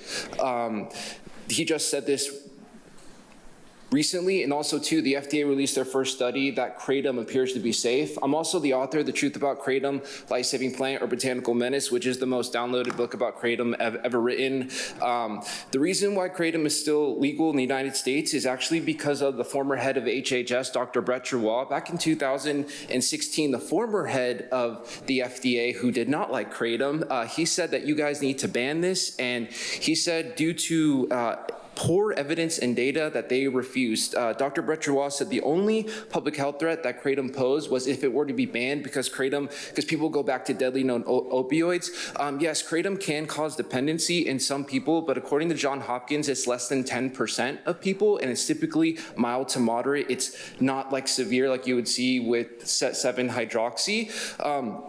Also, too, it's important to say that Johns Hopkins has released multiple studies that kratom is 1,000 times safer than traditional opioids, and I think that is something that is crucial for people to understand. I've been to Indonesia before in these villages. I'm actually doing a film on documentary right now about kratom, and I've talked to people that were using kratom since they were 17 years old, now in their 60s, that look better than most Americans do here when they're 40. So that's something to keep in mind as well. And also the Narcotics Board was saying to, because he's actually one of my friends, the guys that sent you the letter, he was saying to ban 7-hydroxy, but to regulate normal kratom. And that's what the city of Huntington Beach did. That's what the city of Riverside did. That's what pretty much every city besides 2 have done. They've regulated kratom in its natural form, but they banned the synthetics, basically. 7-hydroxy can cause respiratory depression. Kratom can't. Kratom has been scientifically proven not to activate the restin 2 beta pathway, which is what causes respiratory depression from opioids. This is all scientific.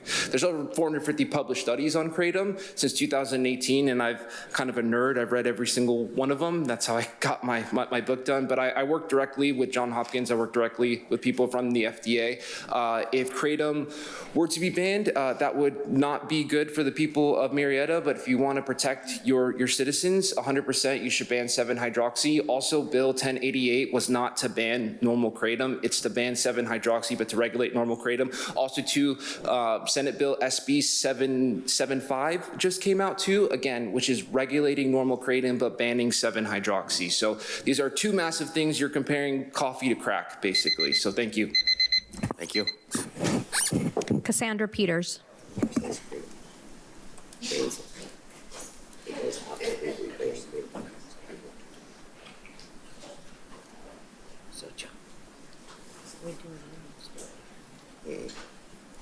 We cannot do that. So we already said that. Good evening. My name is Cassandra Peters. I'm a retired RN. I take kratom. It is so different from what people think it is. I get the feeling hearing you guys talk that you think it's similar to maybe marijuana use or some other drug use. You don't get high from it. I just take it occasionally when I have pain, and I have herniated discs from being an RN. And so I use it a couple times a week. No problems. I take 8 capsules, and that's all I need. My husband's ex-wife takes 2 capsules. My husband will take 12, 15. We're all fine. We have different, people respond differently to all different kind of medications, obviously. But it's not like something you get high from. You don't take it. There is a thing of physical dependency, apparently, like he said, in like 10% of the people, where you feel like you need it, but it's not a thing of like being high. It's not like that. You guys should try it, really. I was going to pass out samples. When I go to the doctor, I tell the doctors about it. Most physicians are not aware of what it is, so I explain to them what it is. It's totally benign. It's natural. And the people that are against it is Big Pharma. They're the ones that are coming down trying to, get rid of anything that's not part of their stuff. We need to go back to what God gave us and use more natural items for things. I mean, if you start going down the list of all the oils and everything, there's so many things that can help you that are not pharmaceuticals. This is one of them. It's amazing. It's God's gift to us. Thank you. Ken Hegel.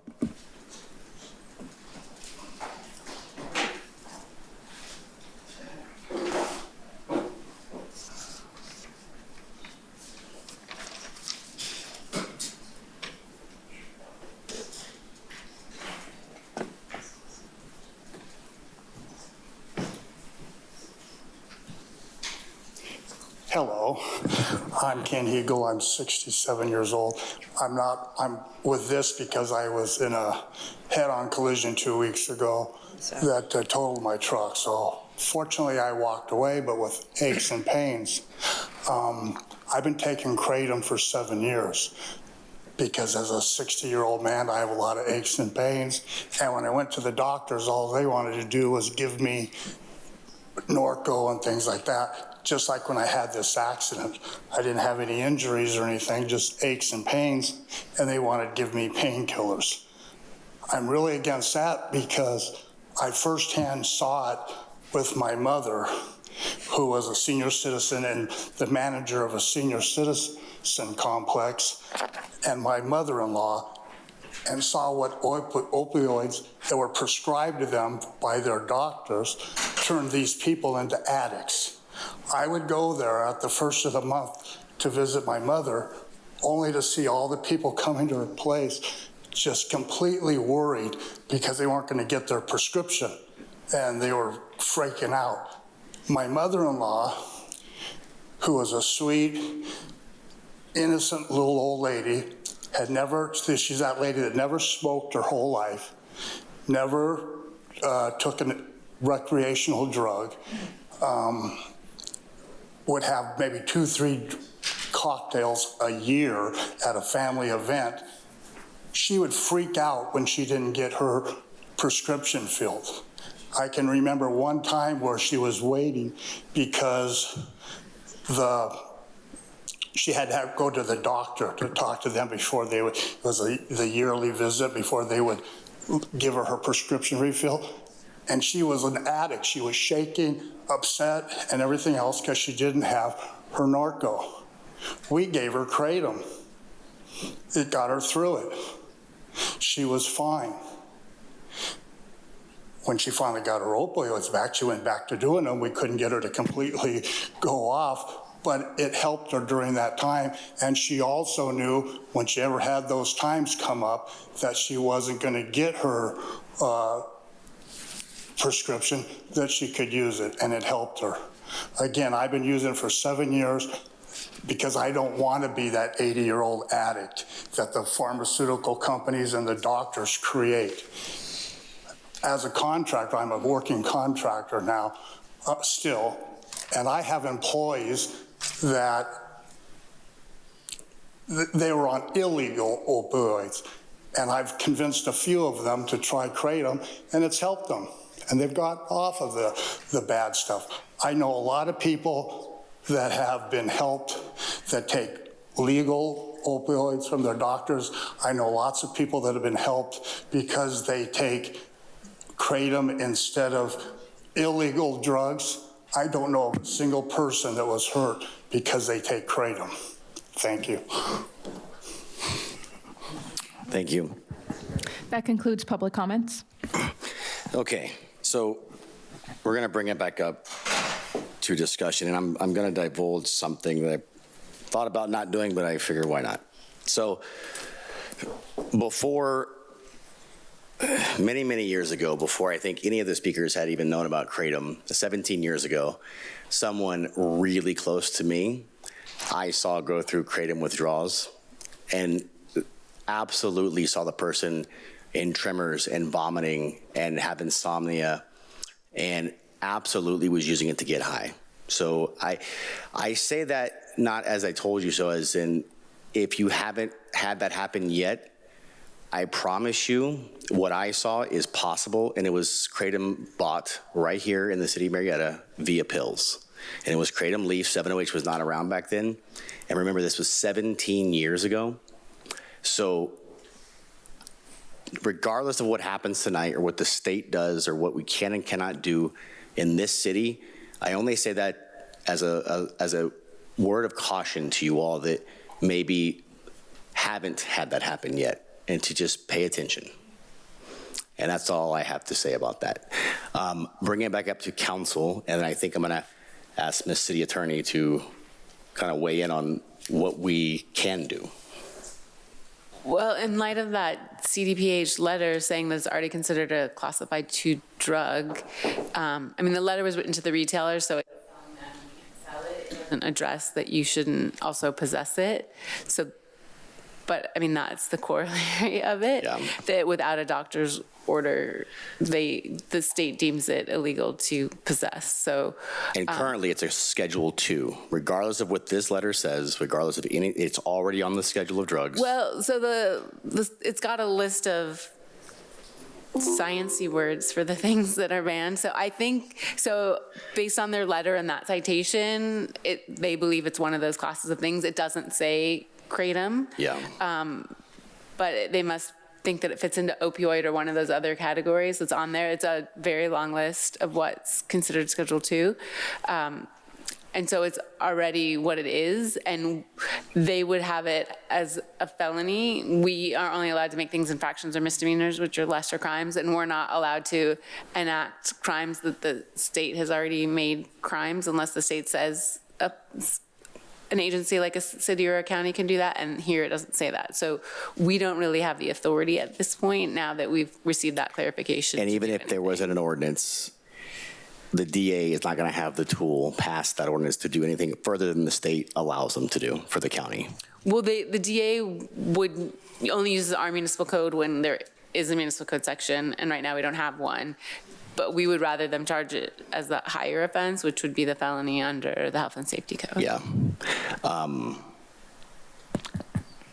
And to be clear, just to reiterate, this letter that came out 10 days ago, it does reference kratom and 7-OH as 2 different things and specifically includes kratom. It's not allowing the use of kratom, it's putting it in that category with 7-OH.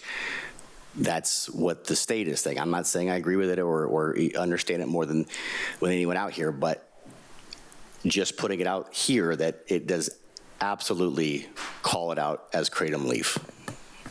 Right. Back to council. Mr. Law, did you take your name out?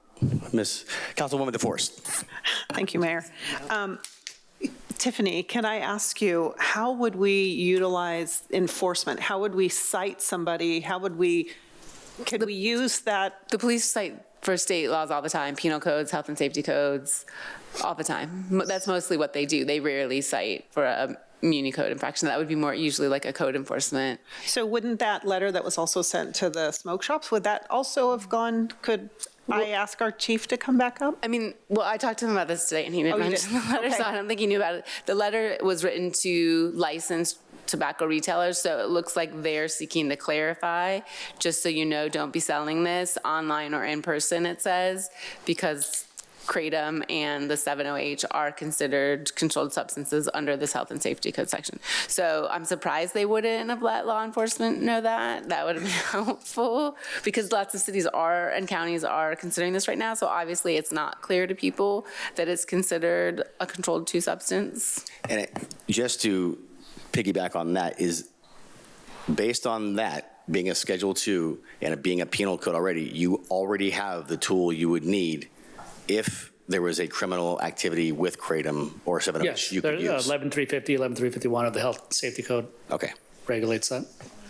So you have the tools now to I mean, I have that letter, so if I can get some, before I put somebody in jail, we'll do a little bit more research to confirm that letter and make sure it's in the Health and Safety Code. But that's the first that I've heard. I've kind of been with you guys of there's bills that are kind of progressing and at whatever pace that might be.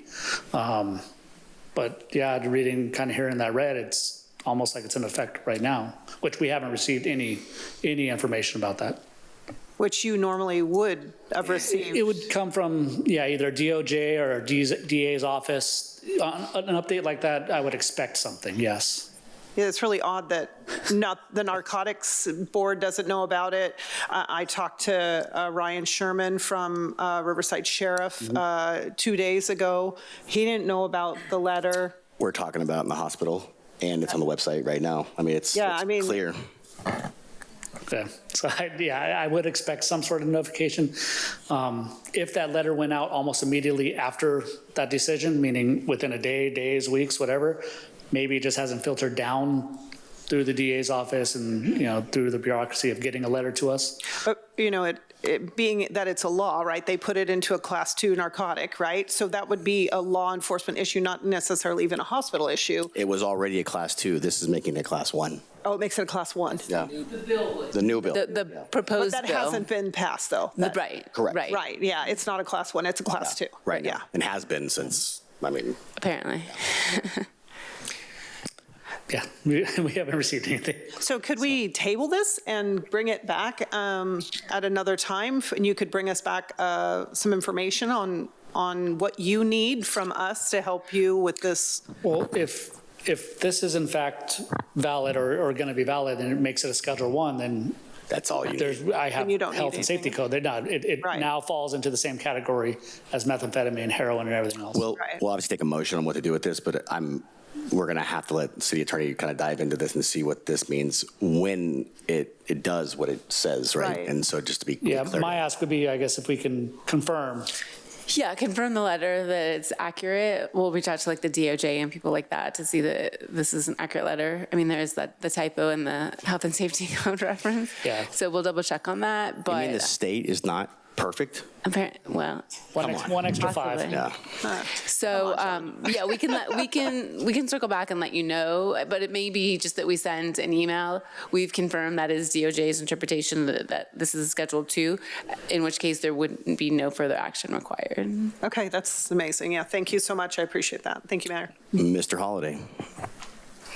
Thank you, Mr. Mayor. I just have some comments. You can have a seat if you'd like, Chief. Several things. One, if that letter didn't exist, or if it proves through your research that it doesn't do what we think it does, and this was coming before us as a city, I would feel ill-equipped to make any judgment on an ordinance and what should be in that ordinance without expert medical testimony, an outright ban on something without getting all the information seems to me to be irresponsible, especially when there's this contention of there's two different things we're talking about here. Regulation, certainly. I mean, should we be selling things to kids that can affect them? No, we shouldn't. And I'm one of the few times, like I said, I'm hopeful that the state gets it right. And it seems that where those couple of bills are headed towards. One of the speakers says that the county has passed something or is passing something, and I would want to find out more about that too. I don't think the city is the right place for this to start. I know some cities act hastily because the state hasn't acted fast enough, but me personally, I would need a ton more data because I'm data-driven. And we don't have nearly enough today to even entertain anything. So if it was to be tabled, that would be my request, to have all that data presented to us. But I would be in favor of not moving forward at all. Councilwoman Stone.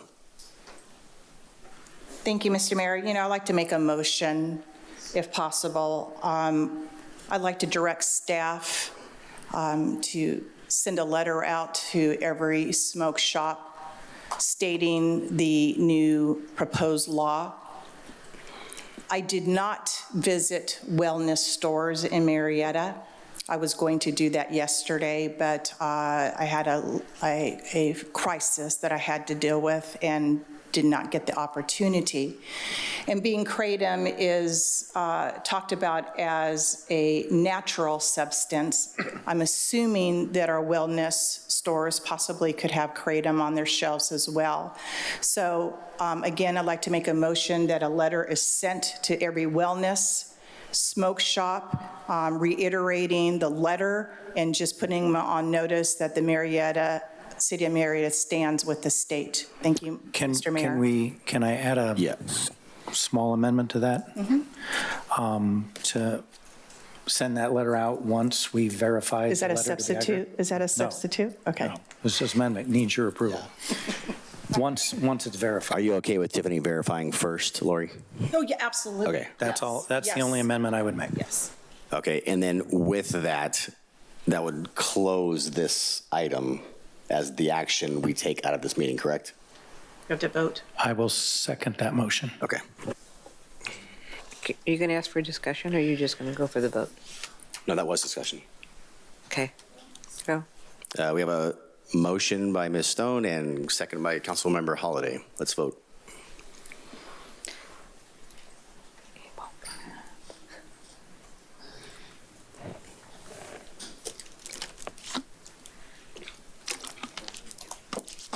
Thank you, Councilmember.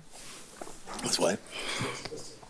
Motion carries 3-2 with Councilmember Warren dissenting and Councilmember DeForest dissenting. Thank you. Next up, we have our public hearing. Back to the first thing I thought we had. Good evening, Mayor Lavelle, Mayor Pro Tem Holliday, and City Council members. I'm Jarrett Remiah with Development Services, joined here tonight with our City Engineer, Jeff Hitch. We're going to present to you a street name change from Sparkman Drive to Monroe.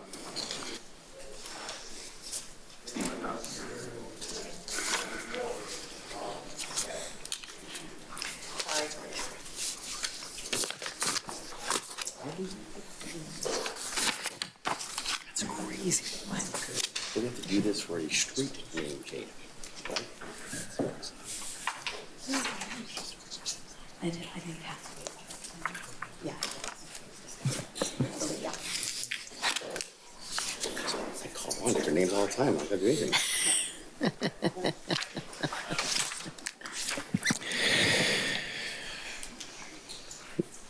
All right, as you receive the packets that come out, Sparkman Drive, as you see on the screen, is located north of Murrieta Hot Springs Road and shown by the green line.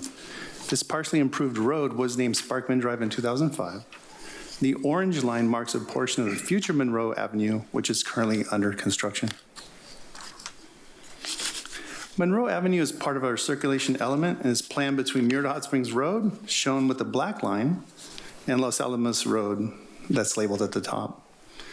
The portion of the future Monroe Avenue currently under construction is shown within the brown oval in the center of your screen. Back in 2007, City Council reviewed 3 possible alignments for this segment of Monroe that would go between Los Alamos Road and Murrieta Hot Springs Road. If you can orient to this image, you'll see 3 different alignments. 2 share the same access points at Murrieta Hot Springs Road. They all converge with the same endpoint at Los Alamos Road.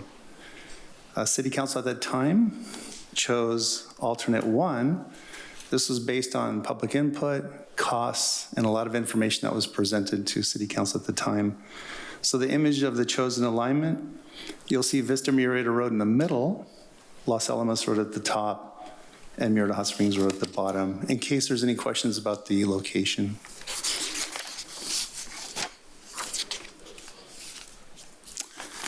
Currently, we have a multifamily project that is adjacent to that site, and they are responsible for constructing Monroe Avenue. The very same project will utilize addressing from future Monroe. Again, in 2002, in 2002, City Council renamed Ray Court to Sparkman Court. And then in 2005, City Council renamed a portion of Jackson Avenue to Sparkman Drive. The project is a name change, which is not subject to the California Environmental Quality Act. And tonight, we're recommending that City Council provide a resolution of approval to make the name change, and that the action is also exempt from CEQA. If there's any questions, both Jeff and I are available for any questions tonight. Thank you. Thank you very much. I am shocked we need a public hearing for this, but I'll bring it up to council for questions. Mrs. Stone. Mayor, I just have a comment, so when you get to the comment portion, Okay. I'll comment. Thank you. I have a question. You're up double, so you have two comments. Councilwoman Warren, do you have a question? I do have a question. I remember this part of the agenda. This was named after a very innovative lady in our community, a lady who put a lot of time and effort into lots of things that went right into our community and built this community into what it is today. Is there a reason why we're making this change and taking their name off of it, other than just to keep the Monroe name going further? I'm assuming that's why, for continuity. No, you're absolutely right. Joan Sparkman was quite a courageous leader in the Valley. She did quite a lot for our school districts and partnering with a lot of folks. Pretty amazing person in general. Unfortunately, she passed away just a little bit over a year. Currently, I think in the city of Temecula, they do have a park that is in the school that's named after her. Unfortunately, back in 2007, when we had to look at the alignment for Monroe, we're talking about the top of our city to the bottom. So Monroe was always supposed to be a circulation element road. No harm, no foul. There's nothing personal to take away that name, but it is a tough moment because she is someone that did a lot for us historically. If there's something that you wanted to mention, council member, please let me know. We have thought through maybe saving one of the signs and giving it to her family or something like that. There's certainly other things that we can do should the council ask. What else, is there anything else in our city named after Joan Sparkman? Lori's going to talk about it. Lori's got some stuff on that. Okay, I was just asking a question. Yeah, this would be the This is the only last street, remnant. correct? Yeah, Correct, I just wanted to make sure. Okay, thank you. You, Mr. Holliday, have a question? Okay. Maybe I misunderstood something in your presentation. I thought you said that there were two other streets that were named after her. Can I interject for a second? There is by the airport. It's yeah, I was counting. Sparkman Way, I believe. Can I go into comments, please? No, we need to open the public hearing first. Okay. Sorry. Okay, thanks. It's like this sequence. All right, no more questions? All right, we will open the public hearing.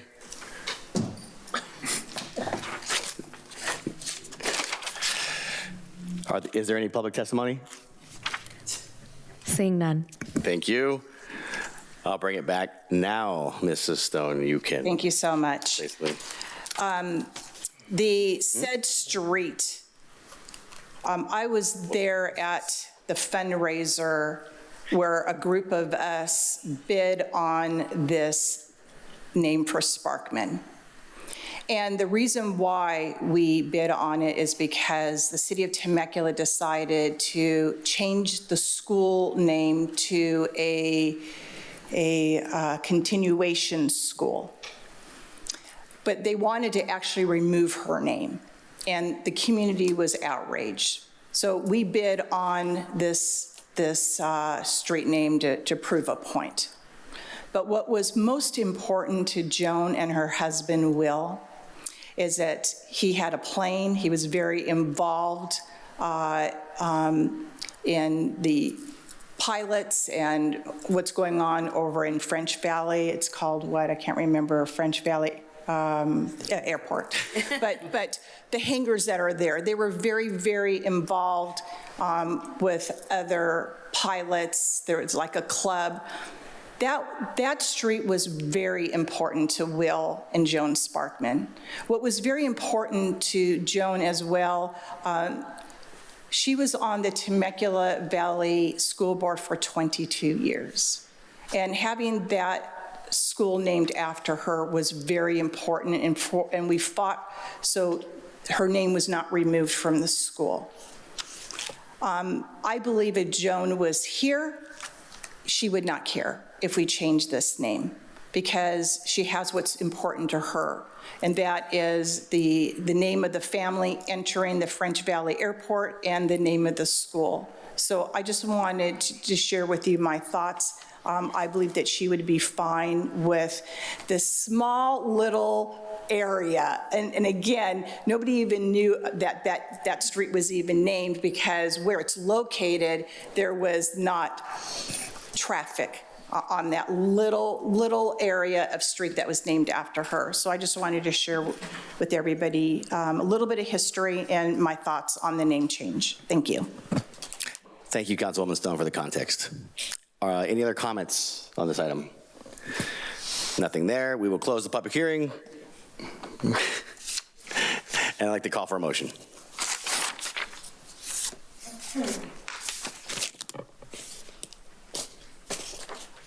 Got a motion by Councilwoman DeForest and a second by Councilwoman Warren. Please vote. Lori, thank you for the clarity. Appreciate it. Motion carries unanimously 5-0. Thank you.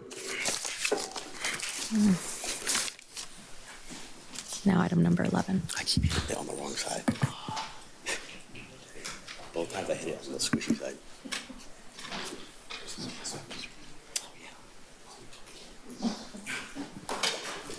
And we'll move on to item number 11, Mayor.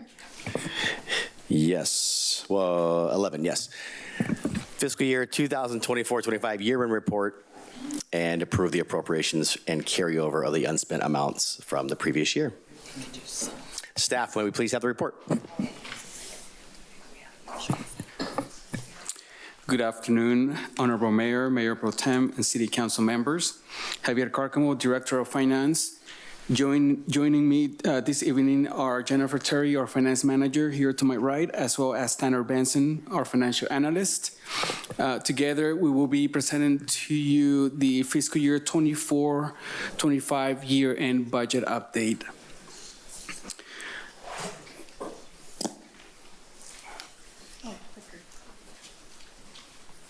Thank you. Best management practice includes providing a regular budget update to City Council and making necessary adjustments based on economic conditions, operational needs, and any unanticipated financial activity that happens throughout the year. This report reflects the year-end results of the second year of the biannual budget and represents the fifth budget update for fiscal year 24-25. Tonight's presentation will provide an overview of the year-end budget results for the General Fund and Measure T Fund, and will briefly review the citywide activities. We will review changes in the unassigned fund balances for the city's 5 operating funds. In addition, we will discuss the requested budget carryovers into fiscal year 2025-26. And finally, we will outline future actions and summarize the recommended actions for City Council's consideration this evening. Lastly, as part of this report, you will see a list of uncollectible receivable accounts. Finance actively pursues the collection of past due accounts receivable. We regularly review the status of those accounts, and then we write off amounts determined to be uncollectible. To comply with the policy, which we recently brought forward to council for approval, the Director of Finance must present an annual report to City Council summarizing all write-offs that have occurred in compliance with this policy. With that, I'll turn it over to Jennifer Terry, who will go over the overview of the budget updates during fiscal year 24-25. Thank you, Javier. Okay, so for the general fund, this slide represents a little bit of history over the past year, actually year and a half. It shows the difference between revenues and expenditures, or estimated difference between revenues and expenditures based on actions taken throughout the year, starting with the adopted budget and each of the 5 budget updates, as Javier mentioned. At budget adoption in June of 2023, because we do a 2-year budget, we expected a contribution to fund balance of $378,000, or revenues exceeding expenditures by $378,000. Over the fiscal year, the budget was amended several times. When in the second year of the biannual budget, it is very common for us to do a beginning of the year update to account for items that have transpired since the budget was adopted, or just things that came up over that course of the first year. So we did the first budget update in August of 24. 2 major factors for this update were personnel increases from approved labor agreements and adjustments to revenues based on prior year actuals, which included some increases but ultimately decreases in revenue by $2.9 million. Departments submitted 10% reductions from their O&M budgets, or operations and maintenance budgets, and overtime was reduced across the board by 10% to help offset the personnel increases and the revenue reductions. Based on that initial budget update, the estimated draw on fund balance was $7.4 million. Further refinement of the revenues was also conducted in the first quarter budget update for property taxes and interest earnings, which increased the budget by $2.4 million on the revenue side. Vacancy factor was added to account for $1.1 million in personnel reduction. These changes improved the estimated use of fund balance down to $4.4 million. And then in mid-year, or our second quarter update, revenues were again reevaluated, interest earnings increased, and a few other miscellaneous revenue accounts increased by $1.6 million. Additional vacancy factor was added, totaling $800,000. But unfortunately, we had some increases to the budget, so the offset was a net increase, or an increase of $702,000. These changes further improved with the revenue revenue increases and vacancy factor improved the estimated fund balance down to $3.9 million. So you see a pattern. We're trying to improve each budget update. The third quarter, we made final refinements to our revenue budgets to reduce the draw on fund balance to $2.5 million. And I'm going to share with you what our final results are up front, so you get the end of the story first. Revenues exceeded expenditures by $8.5 million, and we'll talk about what those impacts were, but ultimately put us in a strong position for the coming year. So this is an overview of our general fund revenues only. Adopted budget in the first column, amended budget, final amended budget, and then our year-to-date actuals. We had final revenues of $81 million for the general fund, $5.9 million above the amended budget. Three revenue sources that exceeded our projections were sales tax, miscellaneous revenue, and franchise tax. Sales tax came in $464,000 higher than projection. The adopted budget was based on the assumption of a steady rise in sales tax when the biannual budget was adopted. During the third quarter update, we reduced sales tax projections based on year-to-date receipts.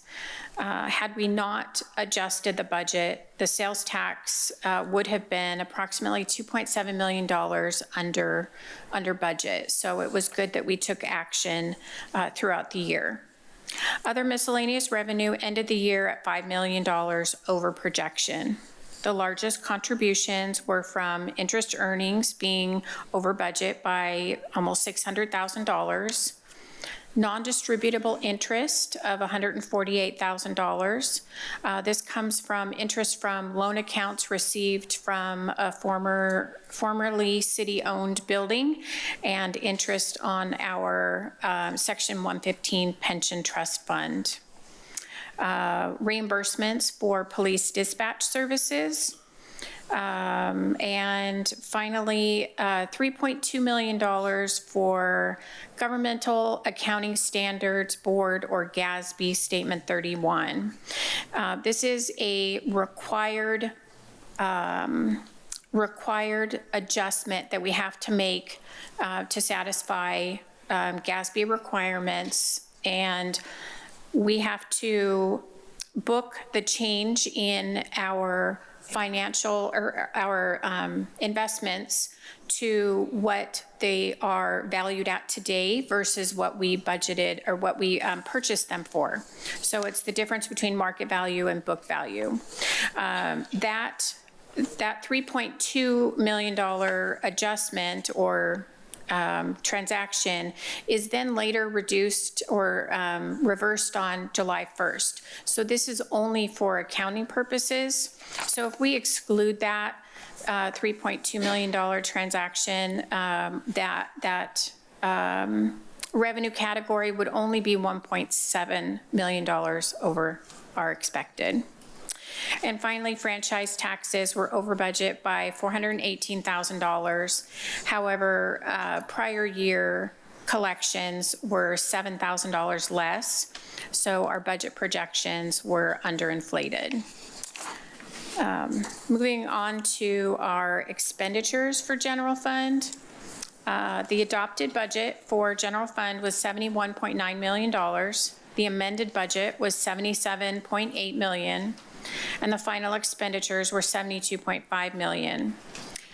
We had $5.2 million in budgetary savings, primarily from savings from personnel costs and O&M and internal service fund allocations. Personnel costs were 4% under budget, or $2.2 million, primarily due to vacancies and authorized positions. And a vacancy factor of $2 million was included to help offset vacancies. Without the vacancy factor, the city would have been approximately $4.3 million under budget. So we are trying to improve our final, or enhance our budget to be closer to what our actuals are. O&M came in 12% under, or $1.6 million.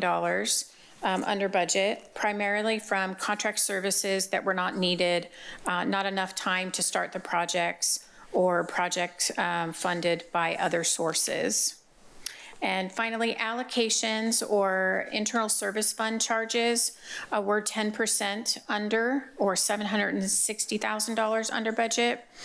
We true up the internal service fund account for information services so that they're not growing their fund balance, and we give back to all of the funds that paid for their services that they didn't utilize. So that was a reduction to true up based on their actual expenditures. I'll turn the presentation over to Tanner to cover the next portion. Thank you, Jennifer. For Measure T, we started the year with an adopted budget of $31.4 million in revenues, $17.6 million in expenditures, and an anticipated contribution to unassigned fund balance of $2.9 million. Throughout the fiscal year, we assessed and reassessed Measure T's revenues and expenditures, resulting in the final amended budget, which we predicted ending the year at $27.9 million in revenues and $16.6 million in expenditures, ending the year with revenues exceeding expenditures by $4.9 million. We also reduced the adopted budget for transfers out from $11 million to $6.3 million. These operating transfers are to cover budgetary shortfalls for both the fire district and for CSD. We ended the year with $28.3 million in revenues, $18.6 million in expenditures, with personnel costs and transfers out ending over budget, while O&M and capital outlay and our internal service allocation all came in fairly under budget. In the end, Measure T revenues exceeded expenditures by $2.8 million. To further discuss the effects on unassigned fund balance, I will be passing the presentation back to Jennifer. Thank you. Thank you, Tanner. As you saw on my first slide, the general fund had revenues exceeding expenditures by $8.5 million. This slide represents the total change in unassigned fund balance, which does include additional factors that I'll go over in the next slide. Ultimately, general fund had a contribution to unassigned fund balance of $6.5 million, and Measure T had a contribution of $6 million. Resulting in ending fund balance of approximately $61.5 million. We strive to balance the fire district and CSD unassigned fund balance to zero, utilizing their operating transfers. So that's why you see the unassigned fund balance is zero there. And the library fund has a small remaining unassigned fund balance that will be used in future years to balance its budget. This table you're familiar with, which is the summary of our 5 major fund unassigned fund balances. The first column is our beginning balance. The next 2 columns, at the left side. The next 2 columns are revenues and transfers in, and then we have expenditures and transfers out. Capital outlay is for, even though it says capital outlay, it's actually CIP projects that are earmarked for actually this year. Just as a point of reference, general fund had $2 million, which is an expenditure. Measure T, the positive number, is not an error. We unfunded some projects in Measure T, so that's putting money back into that fund. The next column are adjustments to our ACFR, our financial statements. And those are adjustments in other fund balance categories. And then the final 2 columns are the next 2 columns are the use of reserves and transfers to reserves. The transfers to reserves were the estimated what we needed at budget adoption 2 years ago to have our operating reserves at 30%. And we get to our ending balances of 61.8, including the library fund.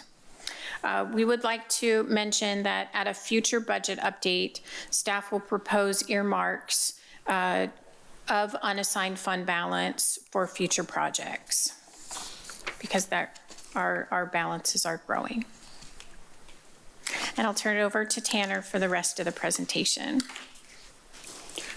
Thank you, Jennifer.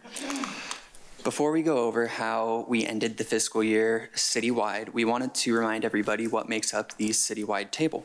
On top of combining our 5 major funds, which are General Fund, Measure T, the Fire District, CSD, and the library, this table also combines the results of all of our special revenue funds, our grant funds, our debt service funds, and our CIP-related funds. We ended fiscal year 25 with cumulative revenues just over $207 million, and with cumulative expenditures just over $190 million. Ultimately, at the citywide level, revenues exceeded expenditures by approximately $16.9 million, of which $8.4 million is from the general fund, $2.8 million is from Measure T, and $5.7 million is from the remaining 100+ funds. Attachment 4 in our agenda report has a list of all of our funds and their estimated fund balances. This next slide shows the total amount of purchase orders that staff is requesting to roll forward into the current fiscal year. We are requesting $7.3 million in CIP purchase orders to roll forward. CIP purchase orders have no budgetary impact on the operating budget since they are tracked on the CIP subledger. The CIP budgets remain on the subledger until the project is completed or defunded. As such, we are not asking for any additional budgetary appropriations, merely that the POs are appropriated into the new fiscal year from our committed fund balance. On the operating budget side, we are requesting $932,000 worth in purchase orders to be rolled forward into fiscal year 26, also from our committed fund balance. For our future actions, we wanted to bring up to you guys that we are bringing our ACFR, our annual comprehensive financial report, and our single audit to the February 3rd meeting, which is the next city council meeting. We are also planning on bringing the fiscal year 26 mid-year budgetary update to council on March 3rd. We are planning on bringing the third quarter update for fiscal year 26 sometime in May of 2026, and we are planning on bringing the next year-end update in December of 2026. Additionally, we will be starting the biennial budget development process for fiscal years 27-28 and 28-29 in December of 2026, so at the end of this calendar year. We will be bringing a proposed budget to council's workshop in May of 2027, and then bringing the proposed budget back for adoption in June of 2027. Lastly are our recommended items. Staff recommends that council accepts this year-end budget update for fiscal year 25, that council amends the fiscal year 2026 operating budget to include the purchase order carryover requests from fiscal year 25, and for council to receive and file the lists of fiscal year 25 write-offs of uncollectible accounts receivable in accordance with the policy. We are here to answer any questions that you may have. Thank you. Thank you for the presentation. Amazing work with that type of performance. I see drones in our future. More drones? No, I'm just kidding. What presentation about finance wouldn't be complete without Mr. Holliday being first in the queue 15 minutes early? Mr. Holliday, the floor is yours. Thank you, Mr. Mayor. Congratulations on yet another award. Don't rest on your laurels. The GASB change, is that a new GASB rule or is it old? No, that's an old requirement. We just haven't highlighted it as much, but we wanted to bring to your attention that it is, in essence, overestimates our revenues. And so you've been putting this reversing entry in regularly every Yes. year? Mm-hmm. Okay, That's the only question I had. Thank you. Thank you. Thank you, Councilmember Holliday. Councilwoman DeForest. Thank you, Mayor. I just have a question on slide number 10, and congratulations are in order to all of you and your staff for another amazing award for finance. So could you just explain to me what the purchase order carryover is a little bit to me? The $7,329,000. I realize, is that just things left that we haven't purchased from 2025 moving over to 2026 budget, or is that a reoccurring cost? It's items that we haven't completed. So either a construction contract was issued and the construction goes from 1 year into the next, or they have design contracts that take many years. Right. And so those are just carryovers. Just carry-throughs. Okay, I noticed that there's 27,000 in fire.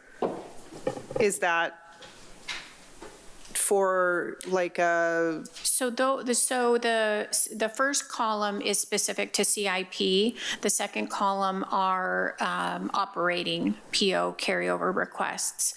And those could be for goods and services that we didn't receive by June 30, but we plan to pay out this year. Okay. But it's the budget was only in last year. So if we don't carry that budget over for that PO, then it's tapping into this year's budget. And then it would leave them with no resources for this year. Okay, thank you for that. I was just confused on how that works. So thank you for the clarification. If I could add just a brief note, we do our best to estimate what we're going to spend at year end, but you just can't predict fully, right? So if we're in November, December, and we're pretty sure we're going to get that invoice in, we're going to receive the goods or services and pay it out, we assume it's going to be in that fiscal year budget, and then it just gets extended even by a day or a week or a month, and it turns out to be the next year. But that money's not in that budget because we thought it was going to be spent the year prior. So that's really all it is moving a little bit of money across the sometimes 1 or 2 day line. The imaginary line. So thank you so much. Sure. If I may piggyback on your question, great question, by the way. So when you do those carryovers into this current budget, are you recognizing any expense in the prior budget year? No. So goods and expenses are recorded when goods and services are rendered. And so we carry over the budget into the next fiscal year. Once services and goods are received, then the invoice gets paid and the expense gets charged into that same fiscal year. So the fact that we were $8.5 million under budget in the last fiscal year is then added to this year's budget. Because if these expenses had happened when they were supposed to happen by the end of the fiscal year, the budget would have been closer to zero. Well, the only items that's being carried over is this 932,000, which means that there likely other budgets, other budget for other purposes that are not likely to be received or be conducted during the next fiscal year.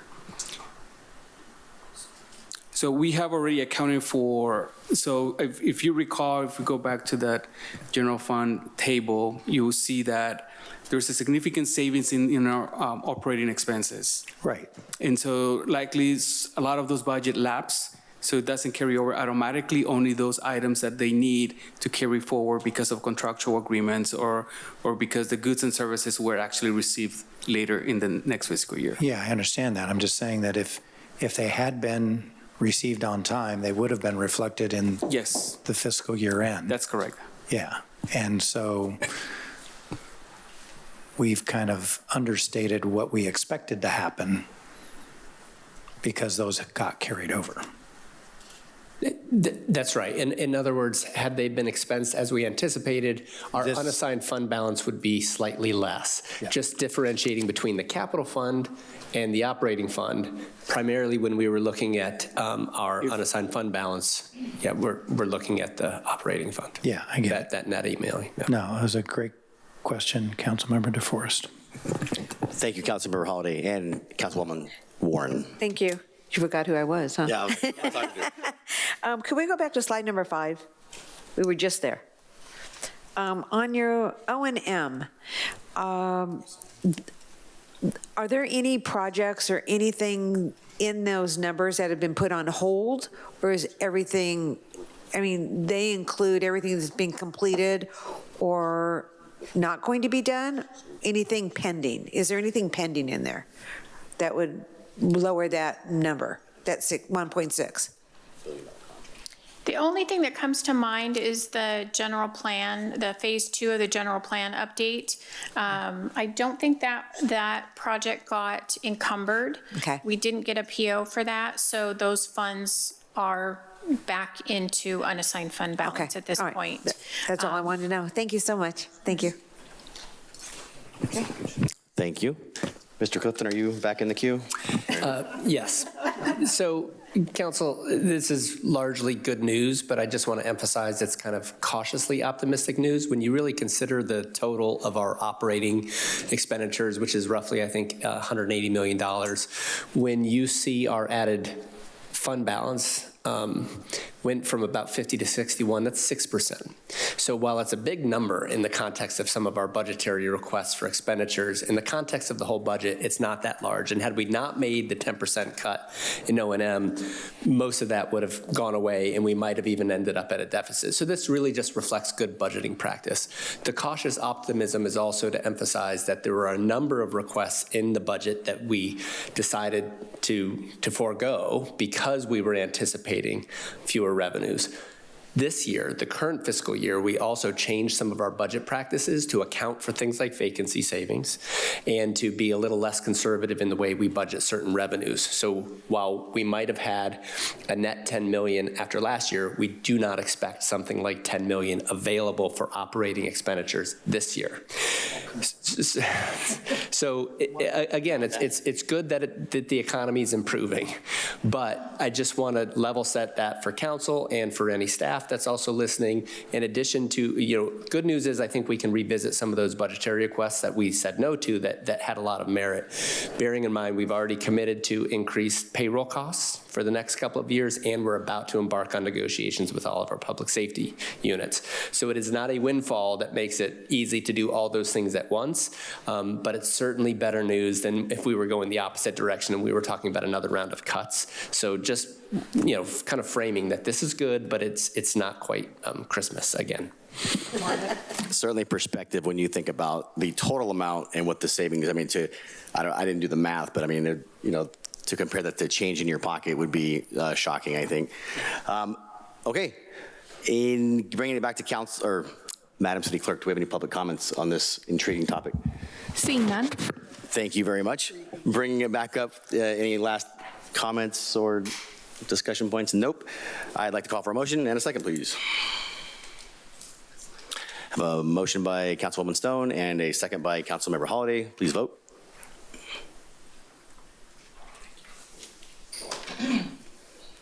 Motion carries unanimously, 5-0.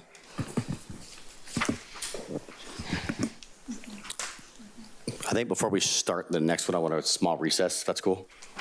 All right. 4 or 5 minutes. I know the one thing I didn't think about sitting in this chair is that I don't get bathroom breaks whenever I want. So let's 5 minutes. 5 minutes. You're in trouble for 45 seconds. We are going to be moving on to City Council subcommittees and appointment of city-affiliated boards and commissions. Staff, may we please have the presentation or visual? Thank you. Good afternoon, Mayor Pro Tem, and City Council. My name is Kimberly Ramirez. I'm the Deputy City Clerk. And the item before you may seem a little bit familiar, as it is our annual City Council review of the subcommittees and city-affiliated boards and commissions. But before I get into the fun stuff, I did want to note that due to an administrative error, the title for the Southwest Elected Leaders Collaborative was incorrectly labeled in the agenda report, and its purpose incorrectly written in the attachment. The updated attachment has been provided. And so, to begin with, I did want to go over how this presentation is going to go. So we will review each subcommittee and city-affiliated commission During this time, I will be noting your interest in a worksheet, which will be displayed at the end. And at the end, we will be having a singular motion and a second to incorporate any changes and appointments that you guys make during this item. So to begin with, this is just a general review of the ad hoc versus standing for the city subcommittees. You guys are very familiar with this, so I'm going to move on to the next slide if there are no questions. Seeing none? All right. So to begin with, we're going to start with the code enforcement policy. This is an ad hoc standing committee. Its membership is comprised of 2 council members, and the purpose is displayed up above. Is there any request from the city council to change its purpose, membership, or any interest at this time?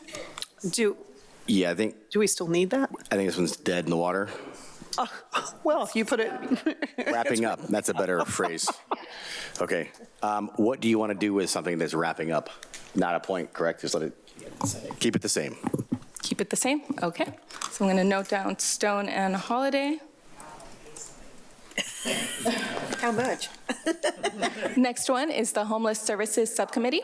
This is also an ad hoc. Its membership is of 2 council members, and the purpose is stated as above. Any requests to change? Any interest? Who's on it? You and me. Yeah, I want to stay.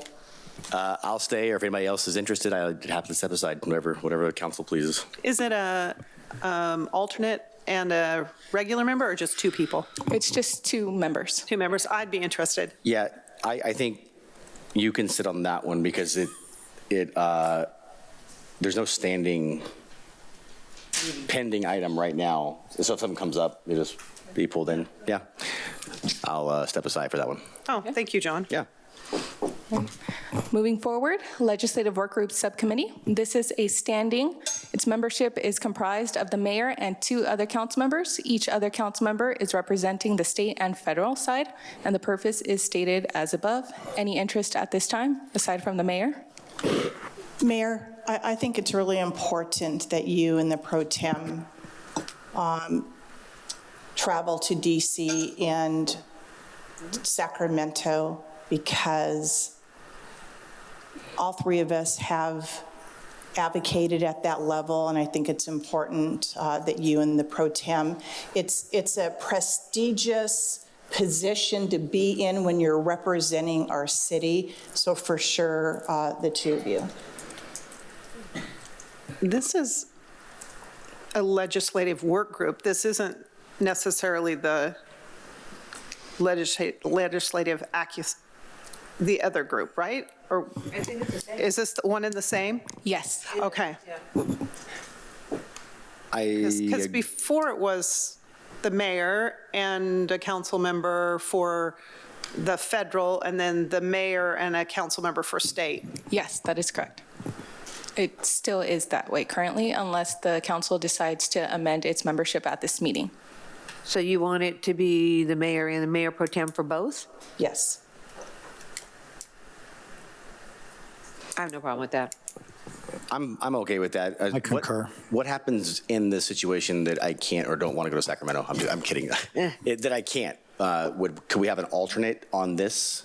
I think that would be a great idea, because we should have had an alternate for myself. I know that they reached out to you when it was just too late, and I'm sorry that I got sick. But I think that it'd be nice to have an alternate. For both? For both. Can I also address another issue that may not be for this, but the Southwest Leaders Elective Collaborative. We've been meeting for 2 years, and we have a group, all transportation agencies, all 5 cities, Pechanga, the county at the table. And while I made the recommendation of the mayor and the pro tem, I would like for Cindy and I to remain representing the collaborative because of institutional knowledge of 2 years of working with our assistant city manager and Isaac. And so I would like to recommend that, Mr. Mayor. Councilmember Warren, are you okay? Yeah, that's fine. I think it's coming up. would that fall under this? No. It would be under the miscellaneous. Okay, thank you. But I will note that interest down in the worksheet. so much. So I think it's a really good idea that we do have an alternate for both the state and the federal side, should we have an incident where somebody can't go. Yeah. And I'd be interested in the federal. I, of course, didn't get to go. No account of my own, but I'm still working legislative with our Congress as well as everyone else involved. And I'd like to do the state if possible. Perfect. So I'm hearing Ron and I will be the point, and then alternates for Fed is Councilwoman DeForest, and alternate for state would be Councilwoman Stone. Yep. Cool. Thank you. I would just like to take a moment to confirm with the city clerk and the city attorney that that is acceptable to have alternates for the subcommittee. Can we circle back to that one? So we will circle back on that and continue in the meantime. They're going to have a little powwow in the back.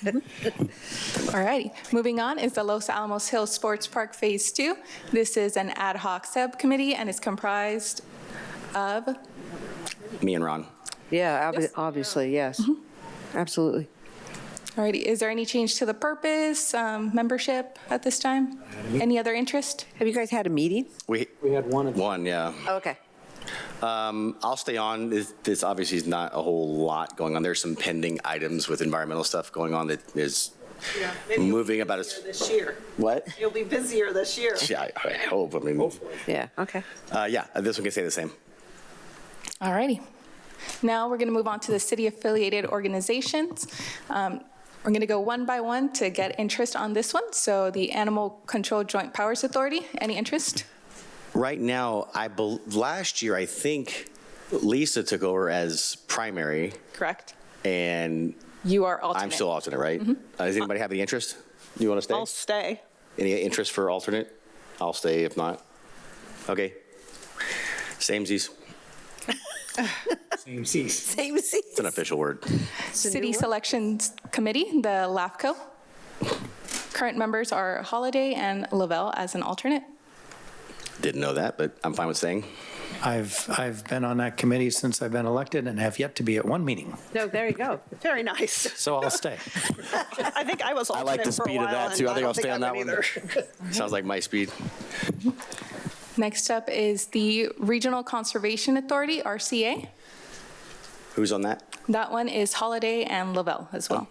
You're the alternate?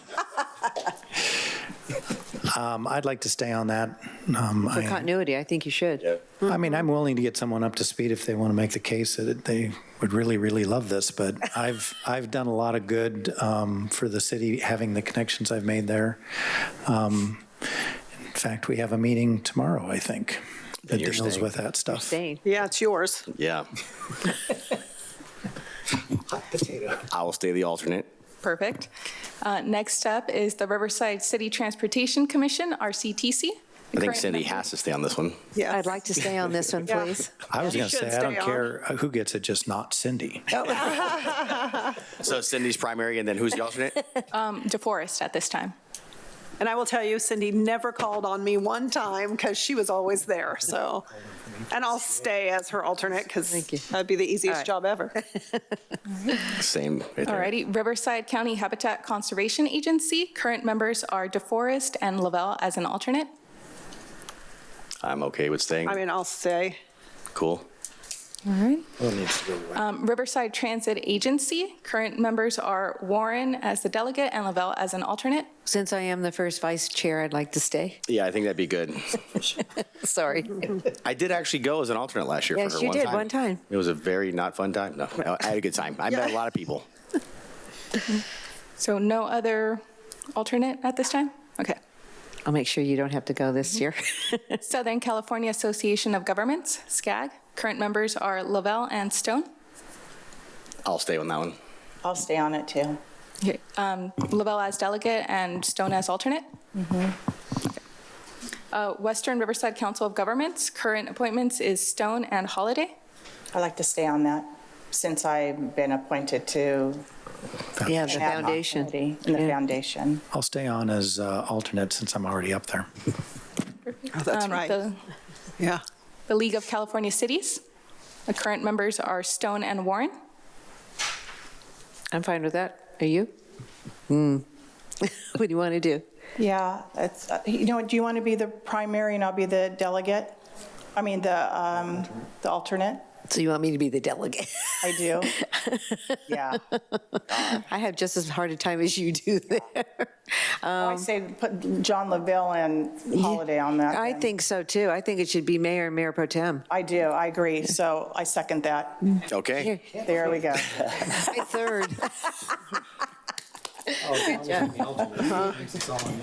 Was that a confirmation from Mayor LaVelle and Mayor Pro Tem Holiday? That's good. Yeah. Yeah, wait till they get a piece of John at that meeting. Oh, is it a good group? Oh, It's a great group. Yeah, you're going to love them. Yeah, Okay. it's going to be the best day ever. Oh, I'm going now.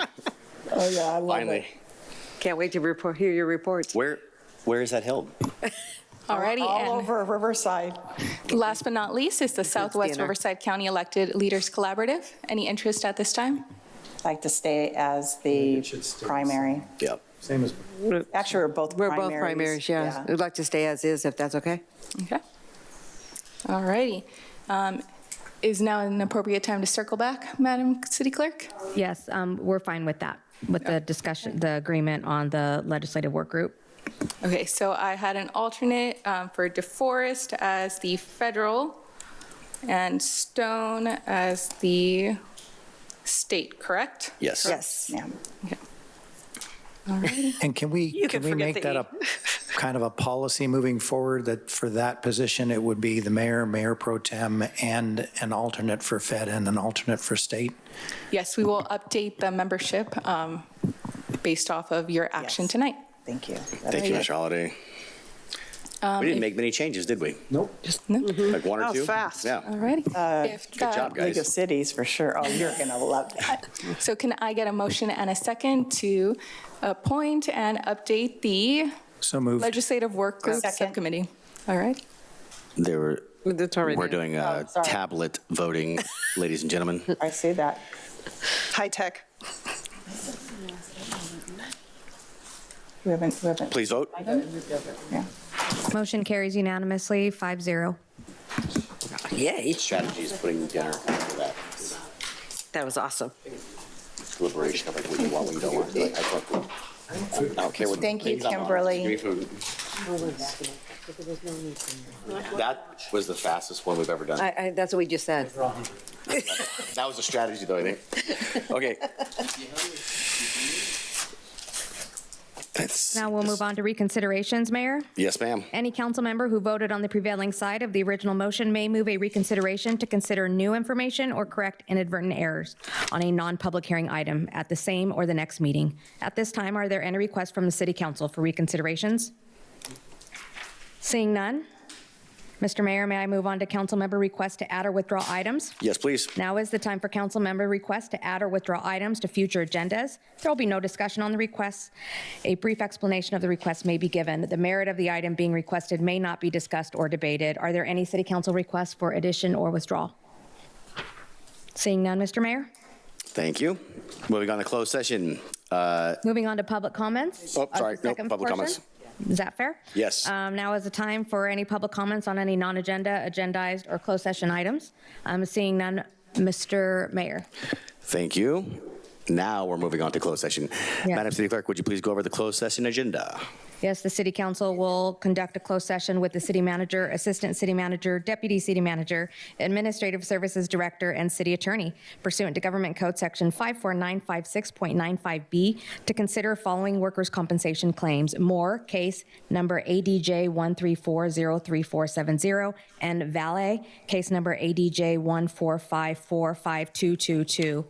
City Council will also conduct a closed session pursuant to Government Code Section 54956.9D2. There is significant exposure to litigation in 2 cases. And lastly, City Council will conduct closed session pursuant to Government Code Section 54956.9D4 because the city is considering whether to initiate litigation in 1 case. Thank you, Madam City Clerk. We're now going to closed session. We'll be back.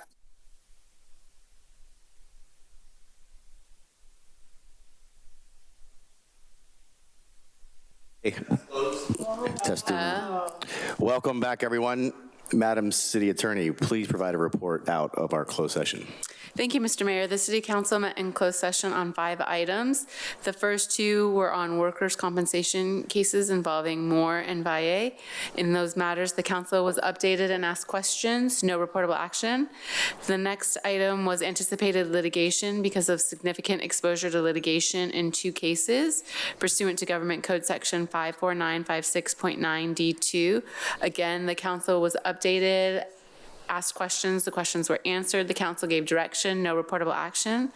The final item was to confer regarding whether to initiate litigation in one case pursuant to Government Code Section 54956.9D4. The council was updated, provided staff direction, no reportable action. Thank you. Thank you. And as I adjourn my very first meeting as mayor, I'd like to adjourn in the memory of Bob Vidal. If you guys know April Vidal, she's a dear friend of the city and a friend to all of us up here. She lost her father this week. So April and Vidal family, we are praying for you guys, and you'll be in our thoughts. If we take just a brief moment of silence.